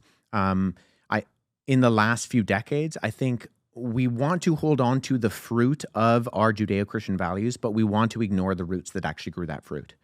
And so I think you can look at individuals like there's a historian named Tom Holland. He's not the Spider-Man actor. That guy is also named Tom Holland. Yeah. Not this Tom Holland. He wrote a book called Dominion. He's out in the UK. Now, he's an agnostic, but he this giant brick of a book, Dominion, and talks about the fact that a lot of the things that we assume within our society that we consider good, even things like just the idea that humans have intrinsic worth by nature of being human, that is fundamentally a Christian value because it comes from the biblical testimony of humans being created in the image of God. Now, a friend of mine, Glenn Scrivener out in the UK, he runs an organization called Speak Life, wrote an excellent book that you, Patrick, need to make sure that you get your hands on called The Air We Breathe.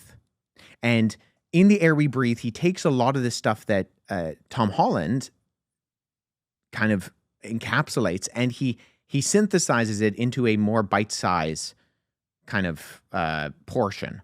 And in The Air We Breathe, he goes through these qualities that we look at in the West in particular.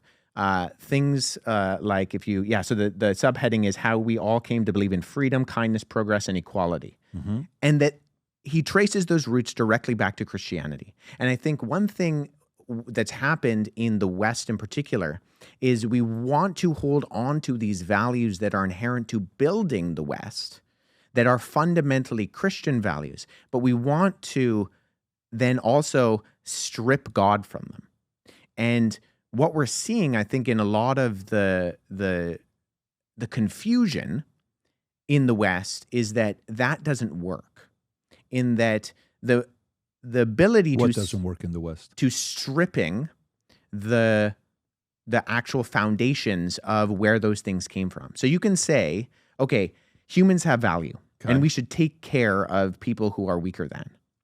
Sure. But where does that come from? Because if all you are is matter in motion, right? If you're just the product of time plus matter plus chance, right, then survival of the fittest actually should mandate that no, not all people have intrinsic value.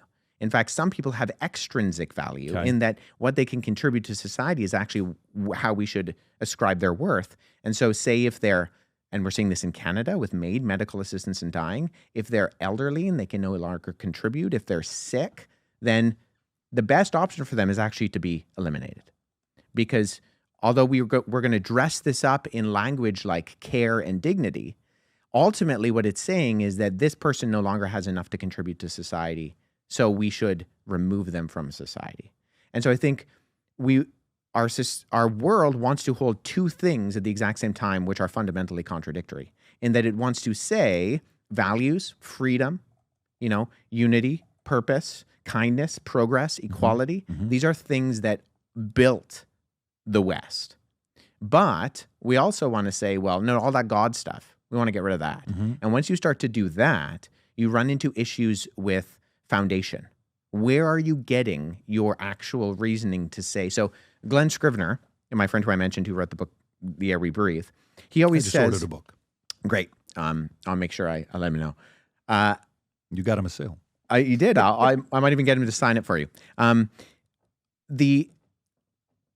of the things he says is, when people say that morality, like where you get your morality from, and I've done this with atheists who want to say that rape is wrong.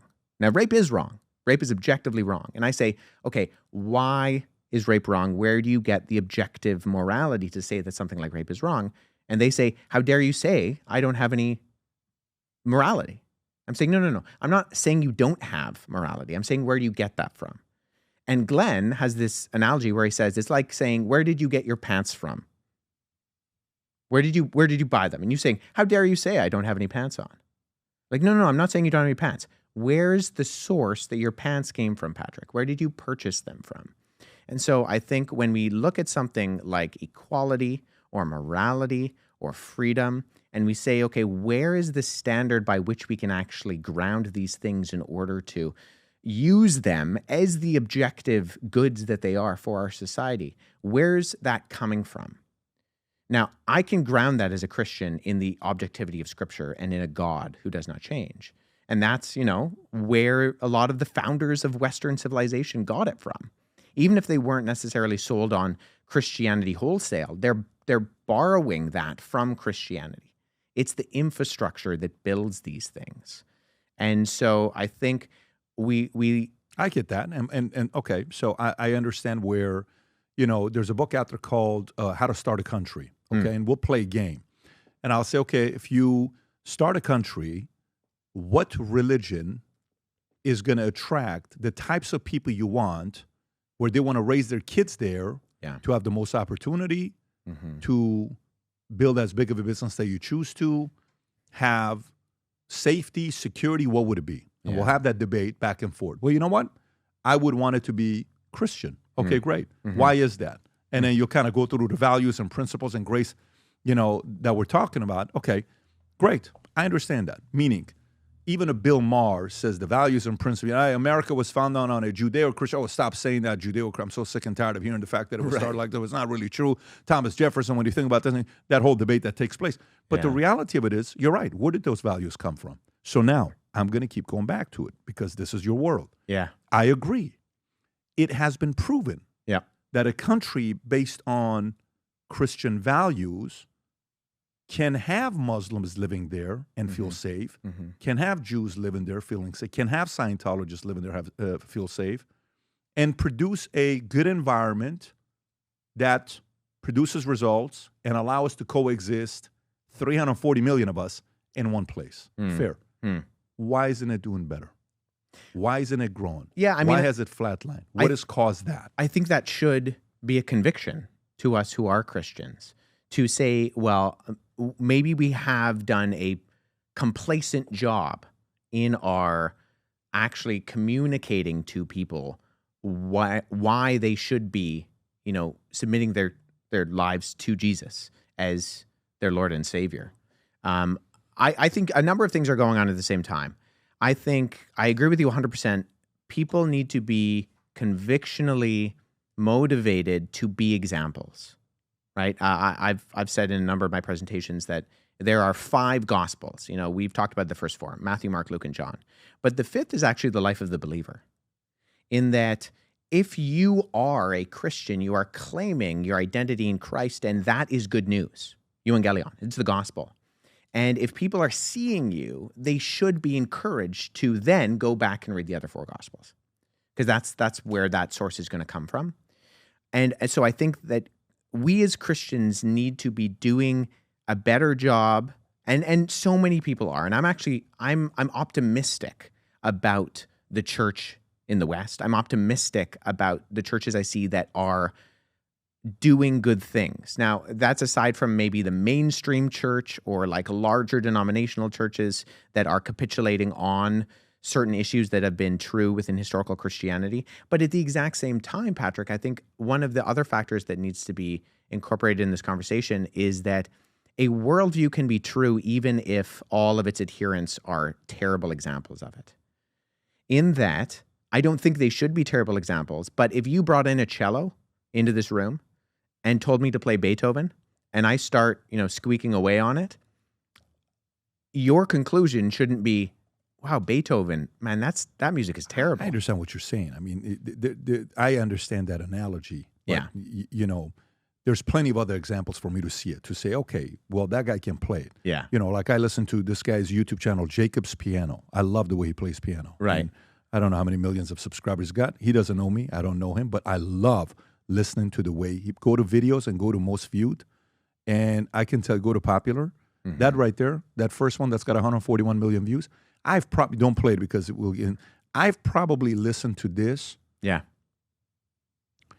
I don't know how many hundreds of hours. I've just put it on repeat and he plays. Right. And it's 4 songs and it's so phenomenal. So there's examples for me to be able to go to somebody and say, great. Just like we have it right now. We got plenty of great examples of guys like you. We got it. We got plenty of examples. All I'm sitting there while I'm going through this is which one of these areas is our league? Right. Are Muslims beating us in a better example testimony, Christians? Is that why they got Tate? And a lot of young people nowadays are converting because of that. Is it because of our content?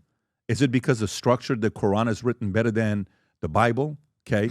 Is it because of, you see where I'm going with this? Is it because of our, they're disappointed, heartbreak, hurt, too many letdowns? Yeah. Is it because of, they're there for them more than we are? Or maybe it's because somebody stepping up that's vocal, that's got conviction, that's willing to, be a little bit out there. And, when I'm sitting there the other day watching Billy Graham on Johnny Carson, I don't know if you've seen Billy Graham on Johnny Carson or not.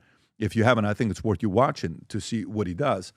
This guy goes on his mission and he does what he does. Sometimes Christians right now, walking on eggshells, you see the Muslim religion. I'm just while we're talking, and you know this better than I do. This is your world.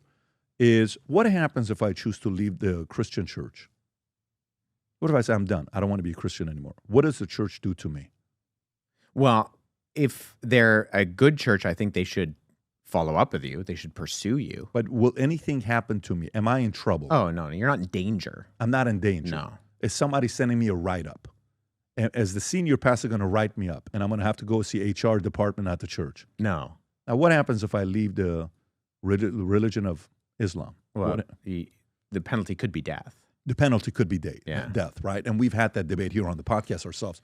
So is it the fact that the fear-based and the tough, intense structure is working, but then that would not work in a country like U.S.? Because when you look at the number of people in America that have converted to Muslim, I don't know if you've seen the number or not. Do you know what the number is? No. What do you think? I'm actually curious because it's your world. What do you think the number is? That I've converted to Islam? Not you. Like how many Christians in America converted to Islam in America? Oh, I have no idea. What do you think the number is? I'm terrible at numbers. I'm a history guy, not a math guy. Give me a guess. 340 million people living here. What do you think the number is? 340 million people. In America, how many do you think have converted? From Christianity. To Muslim. To Islam. Yeah, Islam.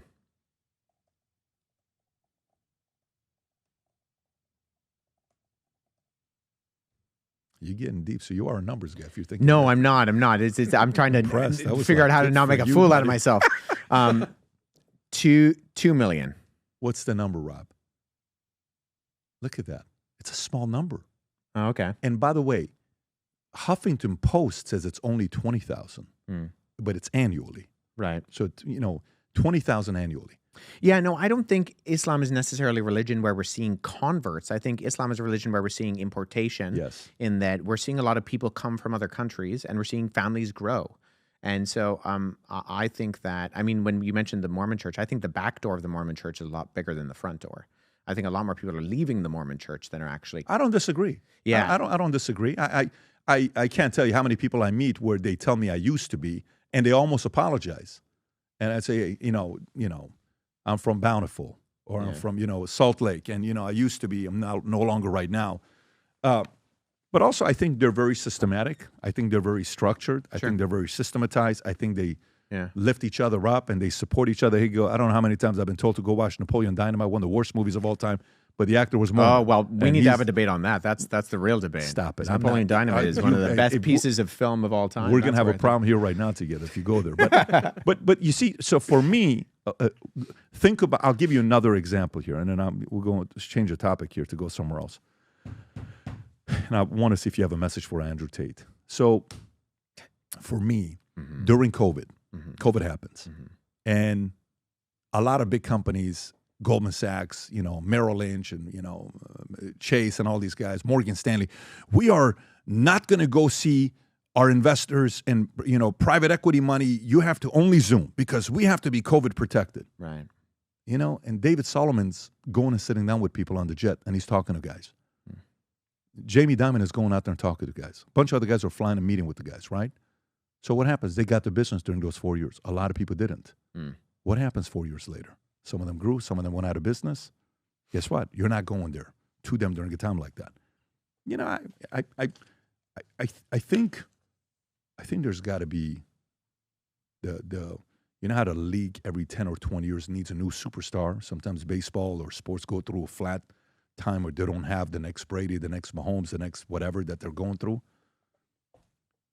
I think this is a big opportunity for, like, when I watch what Charlie Kirk did in the last 12 months on TikTok, it's like, whoa, amazing. You know, the other day Trump's talking about, why would I want to shut down TikTok? Look at the numbers that we have. We're doing this, we're doing that, we're doing this, we're doing that, we're doing this, right? And so what is that? What does Charlie Kirk get credit for? I think one of the things I give Charlie Kirk a lot of credit for, Charlie Kirk goes on school campuses and sits there and says, ask me anything. Is this the one, Rob? Zoom in a little bit on the data with this. Oh, it's cut off. I have to go find the original. Yeah, but just zoom in on the bottom. I'll show. That shows how many views on the bottom. 2.4 billion views. Team Trump. Donald Trump, 1.4 billion. Kamala Harris, 1.3 billion. Charlie Kirk, 1.3 billion. And then you see at the bottom, Taylor Swift, 251 million.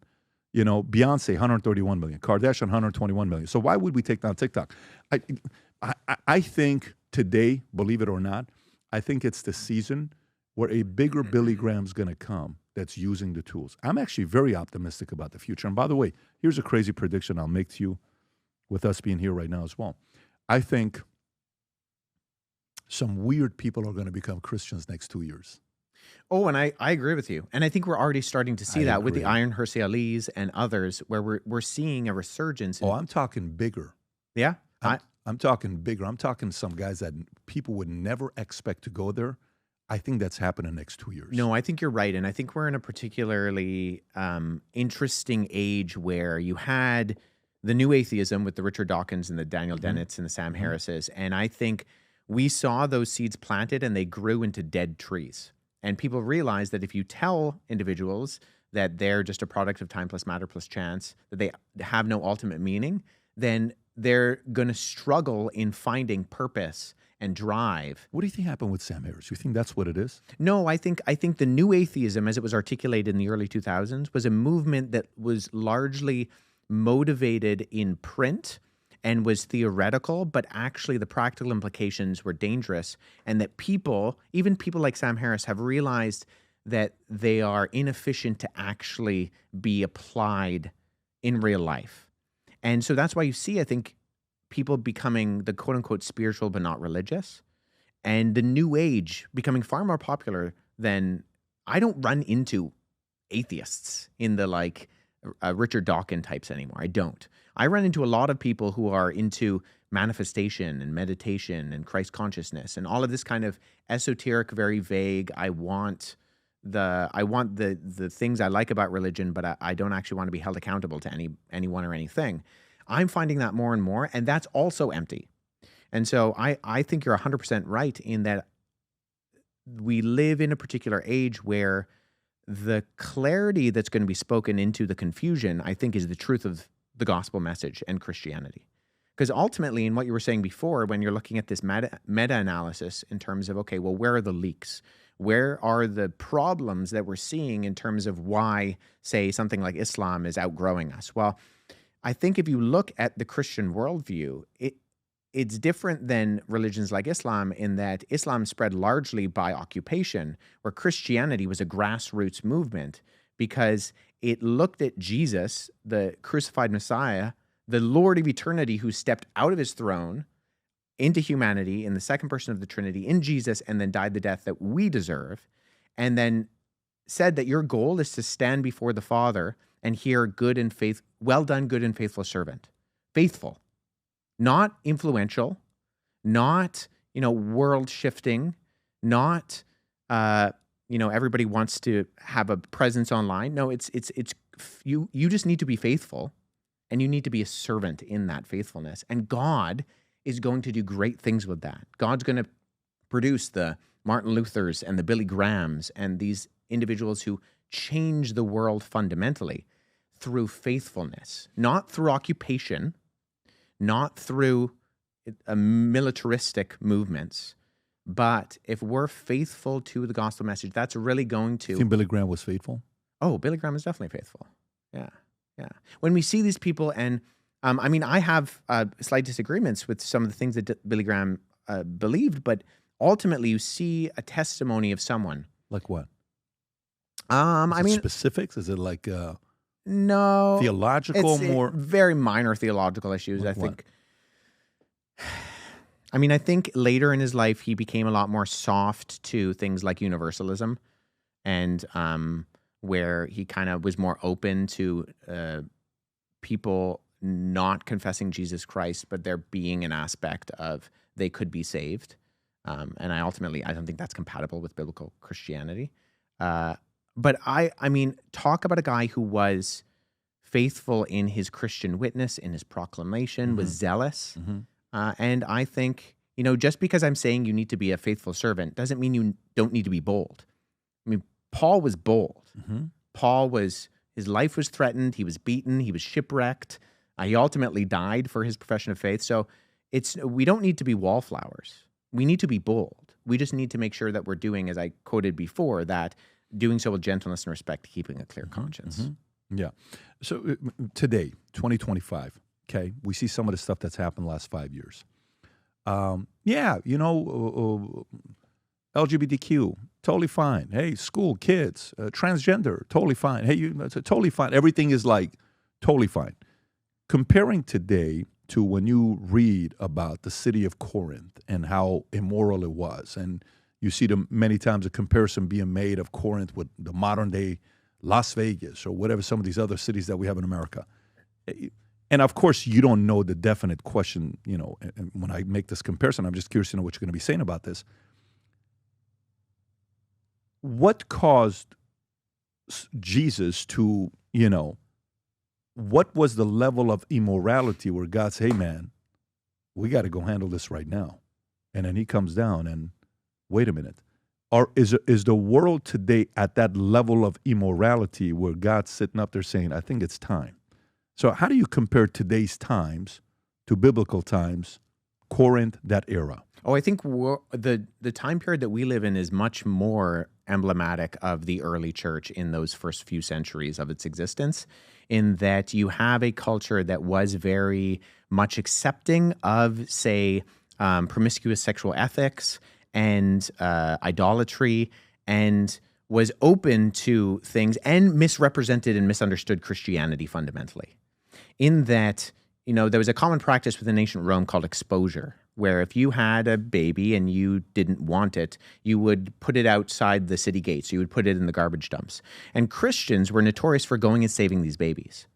And so the Christian movement actually grew in part because they were against this form of abortion in the ancient world. And so they would collect these babies and they would raise them. And a lot of these babies were girls, which actually meant that the early Christian movements became astatistically predominantly women, because a lot of these women, the little girls were exposed in this.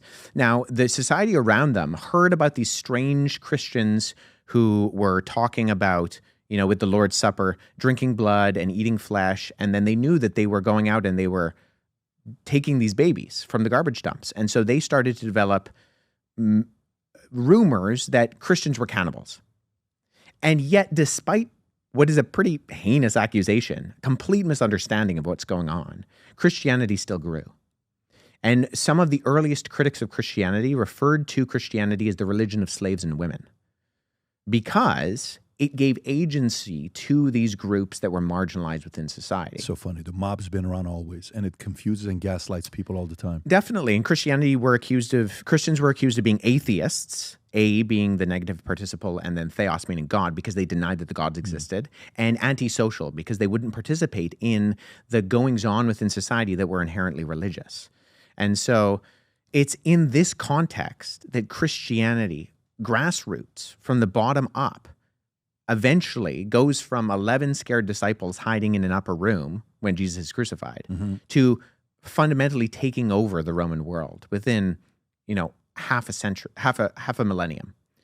And it's because of the faithful witness of the Christians who were being persecuted and yet were still proclaiming Jesus as Lord, and were fundamentally speaking into the society that they lived in with a message that overturned the norms because it gave people purpose. And ultimately, it gave them truth. That the idea of God stepping out of eternity changes the paradigm. I mentioned Glenn Scrivener. He has this really good illustration where he talks about all worldviews are some version of survival of the fittest. I'm paraphrasing him here, but what he says is all worldviews are some version of survival of the fittest, in that you need to do right, you need to think right, or you need to feel right. And Christianity is different in that the fittest steps down and sacrifices himself for the survival of the weakest. And that message, we're just over the Christmas season, right? The Christmas message of God becoming a baby and becoming vulnerable is both an example to us of humility and how we should live, but ultimately in worlds where might and power in a very abusive way are often seen as the way to go, Christianity subverts that, in that Jesus could have taken cues from, all the rulers of his day, of Caesar and of Herod, and later on during his earthly ministry of Pilate, right? He doesn't do that. He comes down, he humbles himself, he lives a life of a servant, and he gets murdered. And that changes the narrative. And then he rises from the dead and conquers sin and death. And so because of that, those 11 scared disciples are now willing to go out into the world and suffer persecution and beating and death for the sake of this message that ultimately spreads out through all the ancient world and gets us to where we are today, where we're talking about things like freedom. Yeah. And that's because of the Christian Revolution. Now, if I'm, Tom, Rob, can you Google this? Did they have OnlyFans back in the days? You almost Googled it, Rob, so you know. He almost what are you talking about? Is there OnlyFans back then? I mean, was there, what was the quality of porn back in the biblical times? What was the quality of all the other things that they had? I guess where I'm going to right now is, okay, Jesus is coming back. Yes. To those people. I'm a Christian, faith, I'm there. Mm-hmm. To those that are saying, oh, really, he's going to come back, he's going to return? I mean, how much worse does it need to get than where we are today, than what we've seen the last few years? Are we less immoral? Are we less, than what happened back then that caused, you're telling the story about the infant. It was a form of abortion where it's kind of like, hey, here you go. Somebody's going to come and pick them up, and Christians would come into cannibalism. What a weird thing to accuse Christians of, that other people started believing that. Is it worse today, or are we not there at the level of sins that we used to commit 2,000 years ago? Oh, I mean, I think sin has always been heinous and terrible, and we're worse than we assume we are. I mean, the biblical message is that we're always going to overestimate how good we are and undervalue how truly heinous and terrible sin is, and that sin is always a cosmic rebellion against our Creator. So that doesn't mean that some sins aren't worse than others. Of course, murder is worse than lying. And Jesus even says this when he gets handed over to Pilate. He says, the one who handed you over to me has committed the greater sin. So all sin is sin in that it is a rebellion against our Creator, and it's that cosmic treason. Mm-hmm. But some sins are worse than others. I mean, I don't know if I can stratify, okay, this is a period of time when it seems worse than others. I mean, at the end of the day, I think we're always worried with the evil out there, and we forget about the evil in here. And the Christian message is that the wages of sin is death, but the gift of God is eternal life through Christ Jesus. And so I think it starts with you and me, Patrick, submitting our lives to Christ and realizing that our hearts are sinful. John Calvin described our hearts as a factory of idols. We're always going to look for a way, because we're stuck in this world that's beautiful yet broken, to find the loophole. And this is why rules aren't going to save us. And this is what I think is interesting about, I've talked to atheists and Muslims in the same room about this, like, how do we create a good society? And my Muslim friends and my atheist friends and my agnostic friends, a lot of the time, basically, it devolves down to, well, we need to make better rules. Like, we need to make sure people are obeying the rules, right? That's what Islam is all about. And I think what Christianity says is that doesn't work because everybody's always going to try to find the loophole. They're either going to obey out of fear and obligation, or they're going to try to find the loopholes. And so the Christian message is not obey the rules. It's that you can't obey the rules. You need to submit to Christ because he can do what you can't. And it's not about how much you can do. It's about what Christ has done. And so we don't need to come up with better rules. We need to change people's hearts. And that's ultimately what God can do. So was there an ancient version of OnlyFans? Well, yeah. I mean, there was this concept within the ancient world that you had 25 different ways to say prostitute in Latin, but male virgin was, you can't really, in classical Latin, write male virgin. It's an awkward phrase because it was assumed that if you were a male, and particularly a Roman male, you would not be a virgin because you would have had access to sex with anyone at any time, whenever you wanted, with whoever you wanted. And so when Paul, in particular, but Jesus also kind of hinted this when he talks about marriage as well, but when Paul says that husbands need to submit to their wives and wives need to submit to their husbands, in that society, that would have been holding the male in the relationship to the standard that the female was expected to, but the male was never expected to. And that was countercultural. And that was seen as foolish, in that sexual promiscuity was the norm and was expected. I mean, brothels were everywhere in ancient Rome. And they weren't considered, seedy. You could find brothels archaeologically in relatively high Roman neighborhoods. And it's because that was what you were owed. And so when Jesus says, one man, one woman for all time, that's it. And if you don't like that, well, there isn't another option. You can become a eunuch for the kingdom. You can submit yourself to celibacy. Those are the options. That's countercultural in the day, in a world that is prolifically sexual and doesn't see sex as something that is sacred. Whereas Christianity says sex is sacred because bodies are sacred and image bearers are sacred. And there's a respect and an accountability. And so these concepts that we have in modern society about sex, I think they're confused because in one sense we want to say, like, OnlyFans, you can give your body to whoever you want. It doesn't matter. It's just bodies rubbing together. And at the exact same time, we also realize that rape is a terrible violation. Well, which is it? Is sex just something you can give away at any time? Or do you realize that this is something that holds a pretty significant intrinsic value? That when it's violated, it goes beyond the physical. I think that's where our society is confused. And that's where we need to speak into these situations and show that some of these things are actually sacred. Yeah. How old are you, by the way? 33. Oh, wow. What an age. Really? You're 33. It's Alexander and Jesus, 33. That's right. Magical age. I just got to get over this because you got to. You got what? 6 more weeks, right? 7 more weeks, February 24th until you're protected. Right. So we got to hurry up. February 25th's got to come around the corner. But okay, so did you go to a private school? Were you homeschooled, or did you went to public?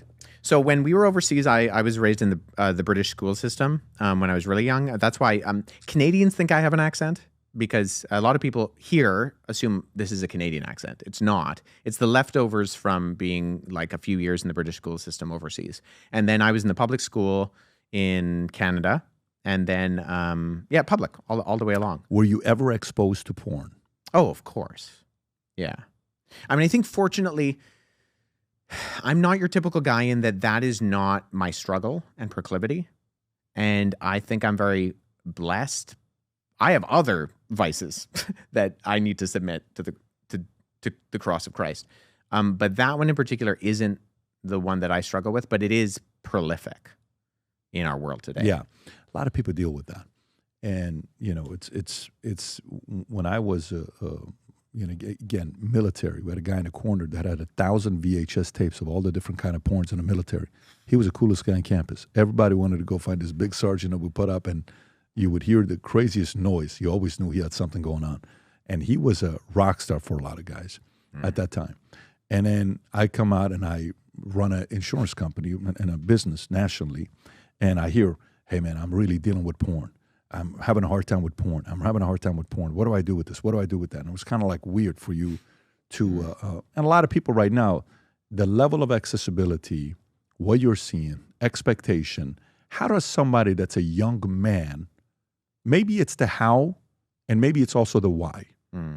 How does somebody fight it, and why should somebody fight it?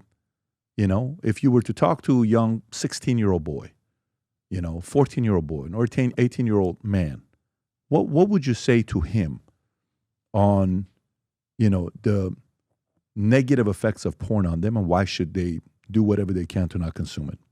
Yeah, I mean, I think there are multiple layers to that, in that the scientific data on porn changing your brain is hugely problematic, in that it changes your dopamine receptors, and that it's very easy to become addicted. I think especially in our day and age. I think it was a little bit different, when you were growing up, Patrick, and then when I was younger, where before the onslaught of the internet, porn was something that you kind of had to pursue in a way that was a little bit shameful. The magazines or the video shops. We had LA Express, we had Hustler, we had Playboy magazine. I'm trying to see what we had. That's really that's what we had. Well, and I think the difference between that and what we're dealing with now is that there's just so much now. It's so accessible, and it's designed in a way where it's quick. So it's designed to, I once heard porn described as, it's like the highlight reel on ESPN. You see soccer, for example, and the crazy moves and the kicks, and you just watch that and you go, wow, soccer is an exciting sport. And then you go to a match, and you're like, why hasn't anybody scored in 2 hours? And so it gives you an unrealistic expectation of what sex should actually be, because sex is something that's good and something that's beautiful and something that is God ordained. But when we're given this kind of faulty, very dramatized perspective on what sex is in pornography, it changes the way that we understand ourselves and others in a very dangerous and not just problematic, but actually harmful way in shaping how you view other people. I've talked to young men who struggle with porn, and a lot of them struggle with looking at women as not being objects because of the way it tunes your brain. That's a terrible thing, to look at someone else as an object. We used to use things and love people, and now we use people and we love things. And I think that's a dangerous shift in our society, in that there are, apart from the fact that I think that, porn is sinful, lust is sinful, and is going to have implications that are going to harm you spiritually, that are going to have echoes that go into eternity. I think even if you move that aside, although I think that that's the most important part of the conversation, the health aspects of the way it's going to shape your thinking as a young man, the way it's going to shape your perspectives on discipline and how you view the people around you, how you're going to respect them, I think that that's dangerous. And we see in our society in that, like, a lot of, I think this is a problem in places like Asia a little bit more. I don't know if you've seen the statistics on places like Korea, where sexless society. Sexless society, right. Yeah. And part of that is porn, is that they're getting this like dopamine hit. They're getting the highlight reel. And so they don't feel like they don't need to pursue the actual connection. And sex is a spiritual thing. And so it's meant to be created. Like the first promise, the first covenant that God made when he created humanity was that he gave woman to man and man to woman to be unified, to become one, to reflect that image of God. You know, both men and women are symbols of the image of God. And when they come together in unity, that's the perfect reflection of what the image of God is. And so there's a spiritual component that I think we understand in what I was talking about before with rape. There's something that's sacred about that we know is when you see these OnlyFans models talk on these podcasts and they're just talking about their body count and how many times they're having sex with different guys and who's that one girl that isn't there a girl that just said 1,000 or 100? I don't know what we may have talked about her on the podcast. Yeah. Slept with 100 men. Lily Phillips. Yeah, I mean, in a day. This kind of thing breaks my heart because this is someone who is an image bearer, and this is defilement, right? And I think even I saw a clip of afterwards they were trying to interview her, and she just breaks down crying. If sex is just like any other thing you can just give away, why would it impact her? Do you remember like that? what she cried about? No. Yeah, she was crying. It was such a weird thing on why she was crying. It was a, Rob, just make sure you're not playing a clip like last time. You know, is this a safe video? Yes, Okay. I believe there's no nudity. Go ahead, Rob. Oh dear. I think sometimes like feeling so like robotic, like by the 30th, you know, like when we're getting on a bit, I've got like a routine of like how we're going to do this. And like, it just, sometimes you'd like disassociate and be like, you know, like it's not like normal sex at all. In my head right now, I can think of like 5, 6 guys, 10 guys that I remember. That's unbelievable. And that's it. Do you know what she just said, Rob? I don't know, it's just weird, isn't it? Like, out of the 100 guys, she can only remember 5 or 6 of them. Keep playing it. I wouldn't have known I've done 100, you know. But yeah. I think that was kind of the hard part, is like conversing with them and like when they'd kind of be like, oh, like we've only had 2 minutes or 3 minutes and you said 5 on the message. Yeah, I mean, you see The that. emptiness. You see that Yeah. in her demeanor, in her voice. Like, this is a publicity stunt, but it has ramifications for her as a person, which are sad, which are a picture of brokenness, because you shouldn't. This isn't sex. This isn't what sex is meant to be. This is an abuse of what the goodness of something is meant to be. And we all understand when something is abused, right? Like whether it's a worldview system or an idea, or when other people are taken advantage of. This is not what it's meant to be. And you can see that very starkly in the way that she is reacting. Yeah, I mean, it's tough when you see this. I think one of the best breakdowns I saw on porn was from somebody that you least expect me quoting, was Pamela Anderson.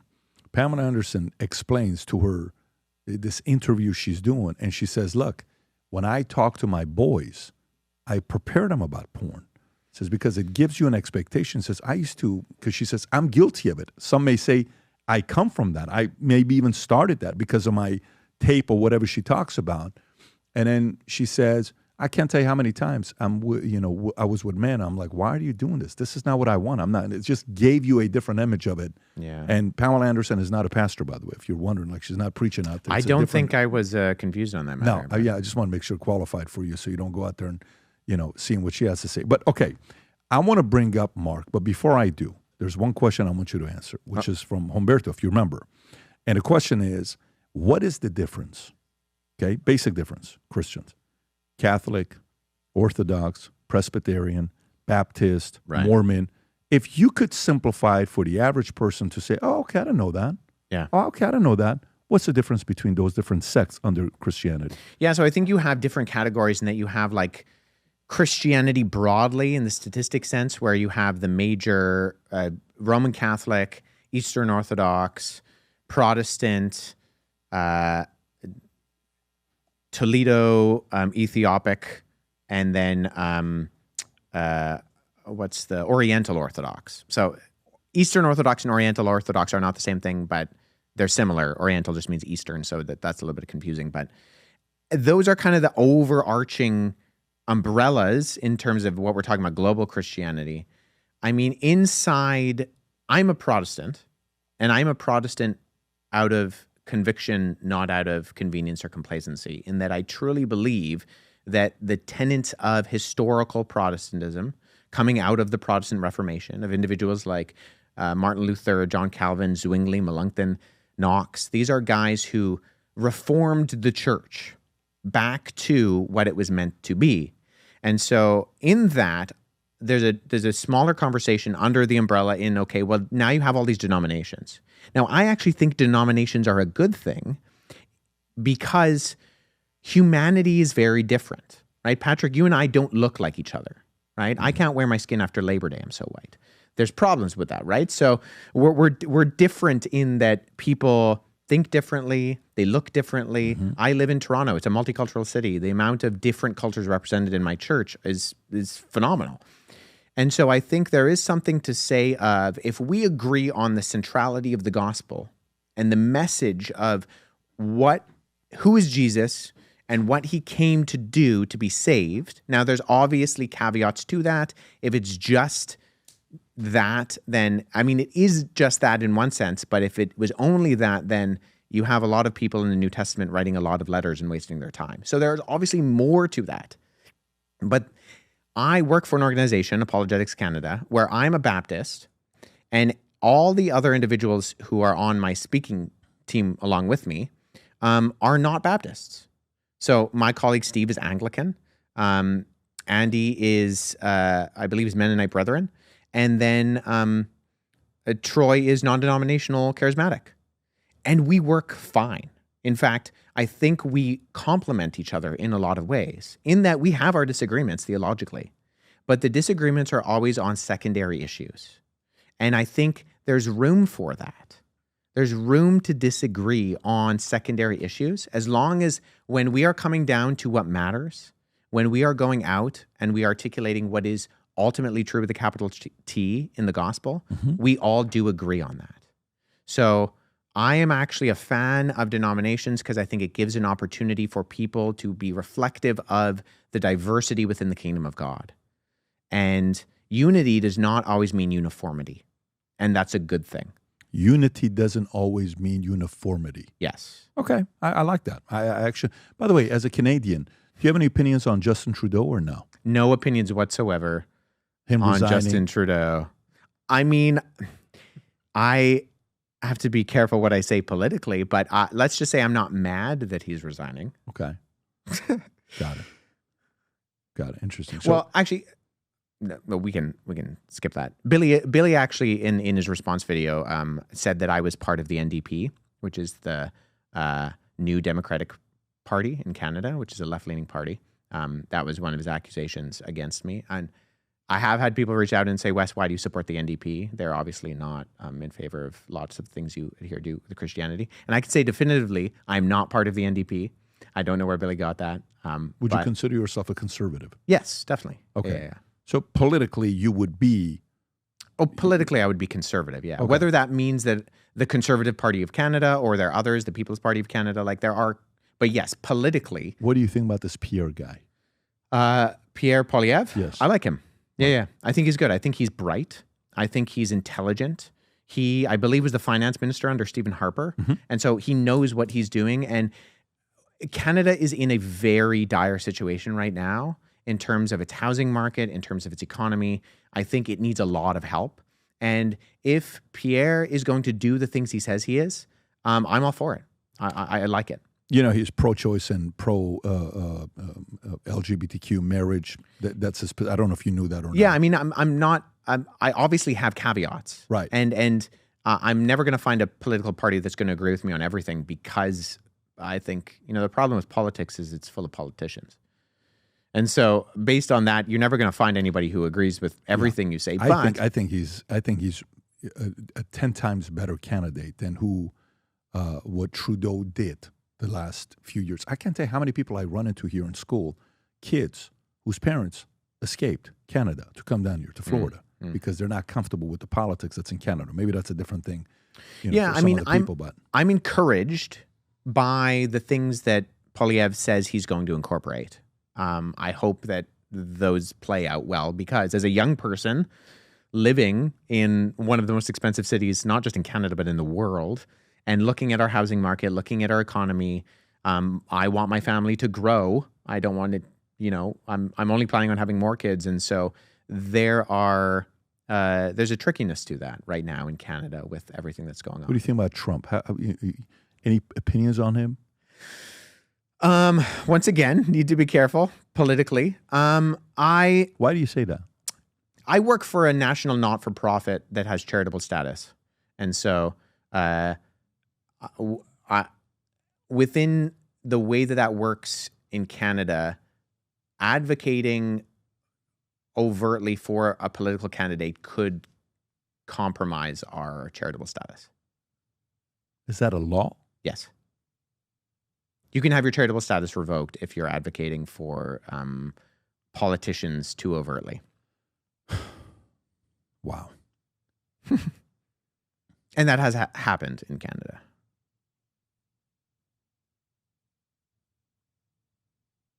How do you feel about that? I don't love it. Are you going to be in Canada the next 20 years? Yeah, I mean, I love my country. Okay. I'm a Canadian. I'm proud to be a Canadian. I wish Canada would sort itself out. Would you want to be the 51st state? No, and I don't think Canadians want that either. I mean, I think the partnership with the U.S. should grow more. We are the biggest trading partners in the world. We have the longest border? Is it unmanned border? That's probably not the right way to describe it. I don't know about unmanned border, but it's the largest border. Yeah. Right? Yeah. So, yeah, I mean, I think Americans and Canadians are probably more similar than either of us want to admit. And I think that's a good thing. We're a little bit more British because of our colonial heritage and the fact that we still have the monarch on our money. But I think both countries can only benefit from more open trade, more open border, more open, in the right ways. Yeah, it's going to be so interesting. When he said the tariffs, and it's like, you can't put the tariffs there. It's really going to hurt our society and our country, and boom. And then the other financier, whatever her name was, and then she stepped down, and then now he's stepping down, and Trump's going to do what Trump's going to do. By the way, you were right. It's the world's longest undefended border. I don't want to get you in trouble. I want you to keep your charity status where you're at. So what I'd want to do, and we talked about this earlier, and you seem like you were open to the idea. Mark is here. I didn't even know Mark was going to be here, right? Mark is the fellow that you did a podcast with Billy Carson. Rob, if we can bring him in here. And by the way, this is going to be very short. 10 minutes is what it'll be. And he's got a beautiful white jacket representing Miami. Mark, if you want to grab a seat there. So, Mark, you're the guy that got everybody in trouble, man. I mean, if you can grab that, the heads, and if you put it on, Mark. While he's doing that, let me just say, Mark's gotten a lot of flack online, and I think, I have nothing but good things to say about this guy. His work in his business is so good and noteworthy, and he's a great guy. We've become good friends over the last however many 3 months. Mark was saying when he drove me over here, it feels like it's longer. Yeah. It feels like we've known each other longer because of what's taken place and transpired. And so I think it's really good for people to see that in this whole crazy situation, Mark and I we're not just advocates for one another, but we're friends. Rob, can you pull up so everybody knows? Pull up the podcast that took place so everybody knows. Mark's got his own channel as well. Mark Minard, 242,000 subs. That's not easy to get to 100,000 subs, let alone 242. So good for him. If you can go to the podcast to show Wes Huff and Billy Carson, so Mark's the one that set this up. So if you go to Wes Huff's right there, and if you let Neil deGrasse Tyson give his wonderful commercial here on his masterclass, That's Mark right there in the middle. Now, Mark, if you guys can fix his audio because I can't hear him. So if Mark, can you speak? Okay, we got Mark. Mark is officially live. Mark, did you know when you set this up that it was going to turn into what it turned into?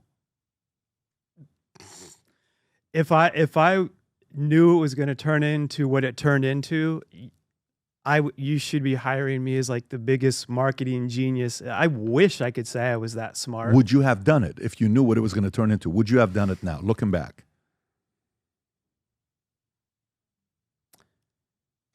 So, yes, and I'm going to tell you why.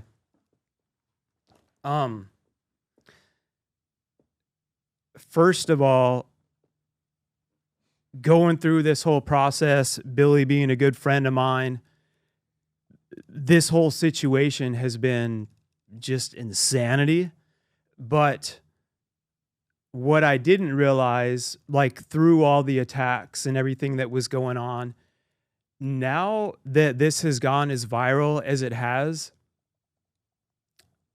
I've started to receive hundreds of messages a day from people telling me, this like chokes me, like this podcast has brought them from a dark spot back to God.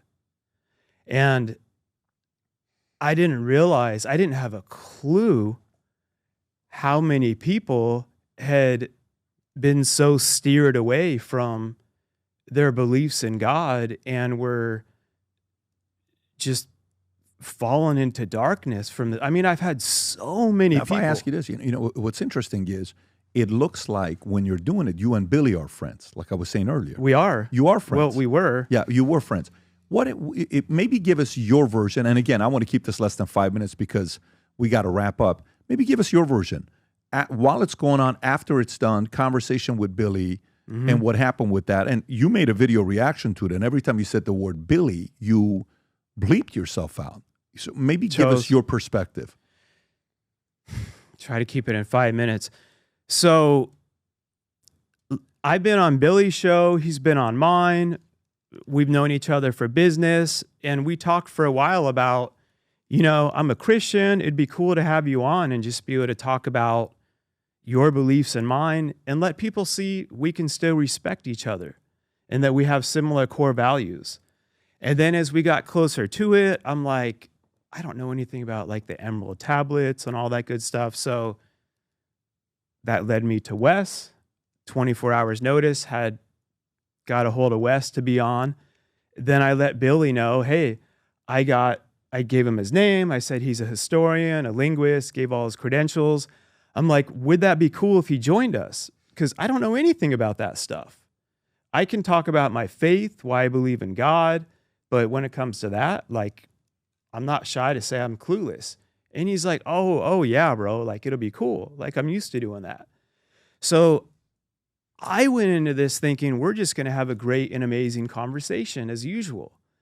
And in all honesty, you came off as very humble, and Billy, and honestly, I thought Billy did. The one that gets the most flack that looks like an idiot is me, that's overly interrupting throughout it, and people thought I was a moderator. And I got thrown off when you started having your responses. I'm used to talking to my good man Billy as a great friend, and we're sitting in my backyard by my pool, and he's talking about aliens and stuff, and it's just fascinating. And he's like, here's where we found it in the pyramids. So when you started doing the first rebuttal and you gave your response, I was sitting back and I was totally ready for Billy to be like, and have this full. And when he was just like, fair enough, I'm sitting there, and it's different when you're in room than when you're online. And I'm just like what is happening right now? Like I was really caught off guard from that path. You seemed very uncomfortable. You seemed very uncomfortable. Now, when you made the reaction video, what happened afterwards? It ends. And I think that's the one part I want to address like in the next 2 minutes. Sure. What happened afterwards, when you guys ended the podcast? So I got a message from him and his wife asking me to call him. I talked to him, and they had asked me not to. They had requested, I didn't get anything in writing, anything. They're like, can you not air that right now? Because his wife said, we're planning on having another debate set up. And she's like, I didn't realize you guys were having a debate, even though we talked about this for some months. And I don't want it to interfere with that, is what I was told. And Billy chimed in, love you to death, Billy, kind of had a different version of how he felt it went. Some behind the scenes stuff. I explained, I thought Wesley was very respectful, had tons of knowledge. And I said, and I thought you came out respectful.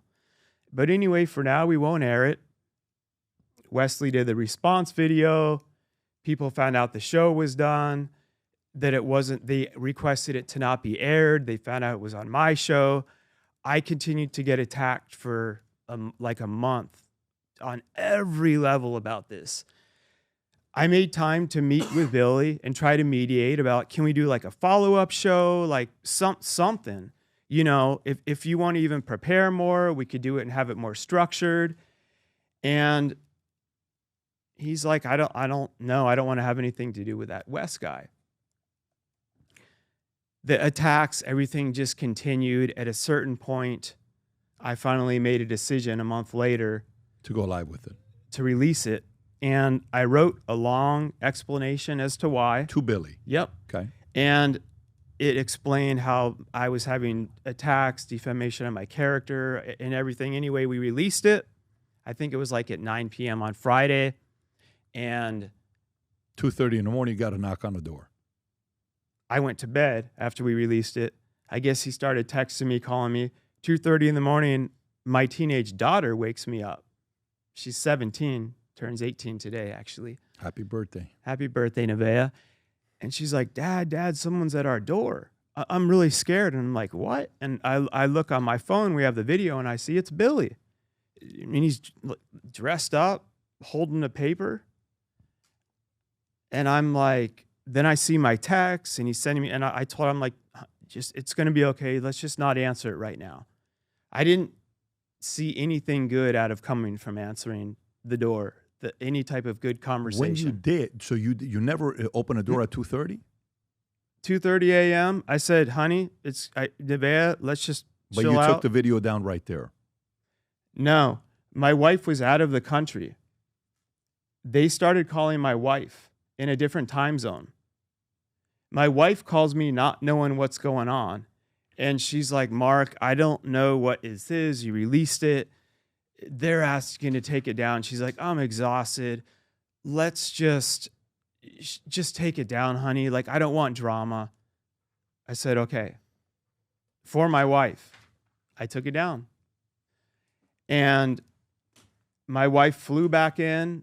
I'm trying to sum this up the best I can, Pat. I mean, people can watch my response video. I really go through like the whole. No, we'll give that. The whole thing. Have like, you and Billy spoken since that day? No. My wife actually flew in after she talked with them. We thought it would be a mediation to move onward, and they still had their lawyer right, I think, the following Monday. We followed up. Listen to me, I would just say this very clearly. Everything I took down, I chose out of good faith to take it down. My lawyer made it clear this was a frivolous claim. I hadn't done anything wrong. There's First Amendment rights in the state of Florida. And he willfully came on to be on the show at my house. But in good conscience, I think she wrote in good faith, Mark is choosing to take this down. I took the previous show when he was on my podcast down, everything they requested, because my wife and I just wanted to make peace and move forward. Have you guys seen each other yet or no? Have you guys had, because kids, sports, all that stuff, have you guys been in the same?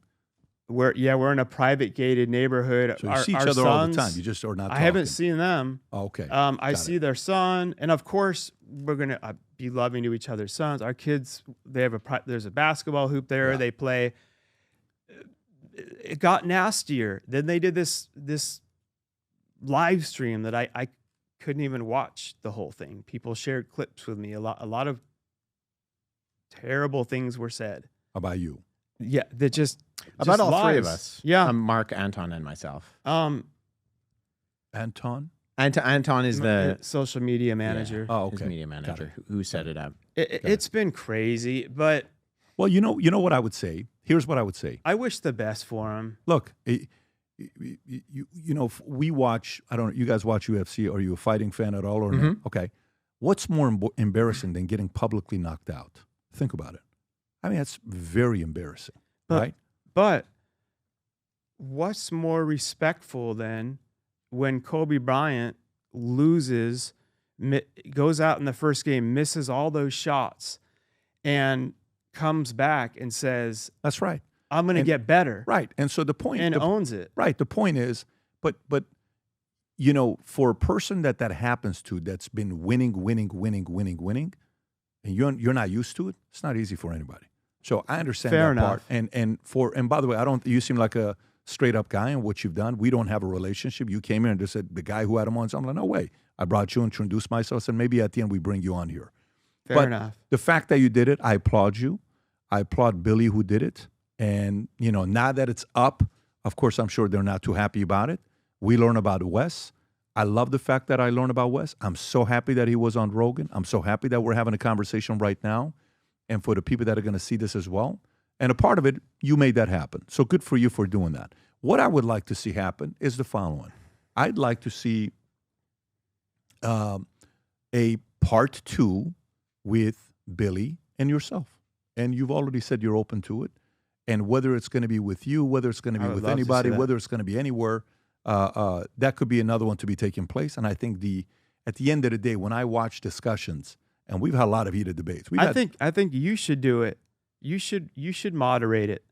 We would be more than happy to do it. Read the comments of people thinking I'm a moderator, and that got some hate. Well, again, I think the audience wins.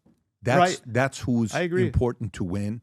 And, you know, we'll have that conversation with Billy. We have a good relationship with Billy. Same, you know, that we're having a conversation with guests that here. But having said that, I appreciate you guys for coming. Obviously, the last few minutes, I wanted to bring you here to kind of give your story. I appreciate you for doing that. Yes. Wes, you already know how I feel about the way you handled yourself. And I think you're a class act. You're 33 years old, soon to be 34 on February 24th. So you got to hurry up, bro, because this is a tricky age you're at. But more than anything else, I love seeing men like you having a lot of kids, because what does the world look like if more kids like you are turning into adults that you are today? That gives me optimism about the future, and I applaud you for it, your family, for raising somebody like you. And what are you working on? Where should people go look? Or is there anything you're working on that maybe you want to share with the audience? Yeah, you know what? So at Apologetics Canada, we've been doing a series, which is kind of my baby, that is called Can I Trust the Bible? And so there are 2 episodes out right now on the Apologetics Canada YouTube channel. You can also go Wes Huff on YouTube is mine, and wesleyhuff.com is mine. But Can I Trust the Bible is a series that we are doing where we go to the places. So 2 years ago, we flew over to Egypt, and we went to the places where the majority of our biblical manuscripts come from. I explain those discoveries. We went to Nag Hammadi. We visited the Coptic Museum in Cairo. And we looked at the Gospel of Thomas. We went where the Gospel of Thomas was discovered and talked about, you know, okay, we have these books in our Bible. Why Matthew, Mark, Luke, and John, and not Thomas? Cool. And so this upcoming year, well, it is 2025. This year, we're going to be producing. I'm heading off to overseas again. We're going to be going to a number of countries, and we're going to be filming more. Why we can have historical, solid truth in terms of the historicity and the content of the Bible. So Historicity. I know he dropped some words like orality. Can I say one thing on that? I said if Wesley and Billy could join forces, because I know Billy well. He does work hard. He's always traveling. They both kind of remind me of Indiana Jones in like 2 different ways. if they could You're very interesting, collaborate, bro. I got to tell you, and you're join very, forces, very interesting. that would be a beautiful thing. You're very interesting. Wes, we're going to put the link below to Can I Trust the Bible for people to find. We'll also put the channel there as well. And Wes, this was a blast. Yeah, it was great. Appreciate Thank you so much for coming having me. out. And I know you got to go on an international flight, so I want to make sure you make your flight as well. So let's get you out there. Wes, again. Yeah, I appreciate it, Thank brother. you. Gang, I think the audience won today. Thanks for tuning in. We're going to put the link below. Go support this man. God bless. Bye-bye.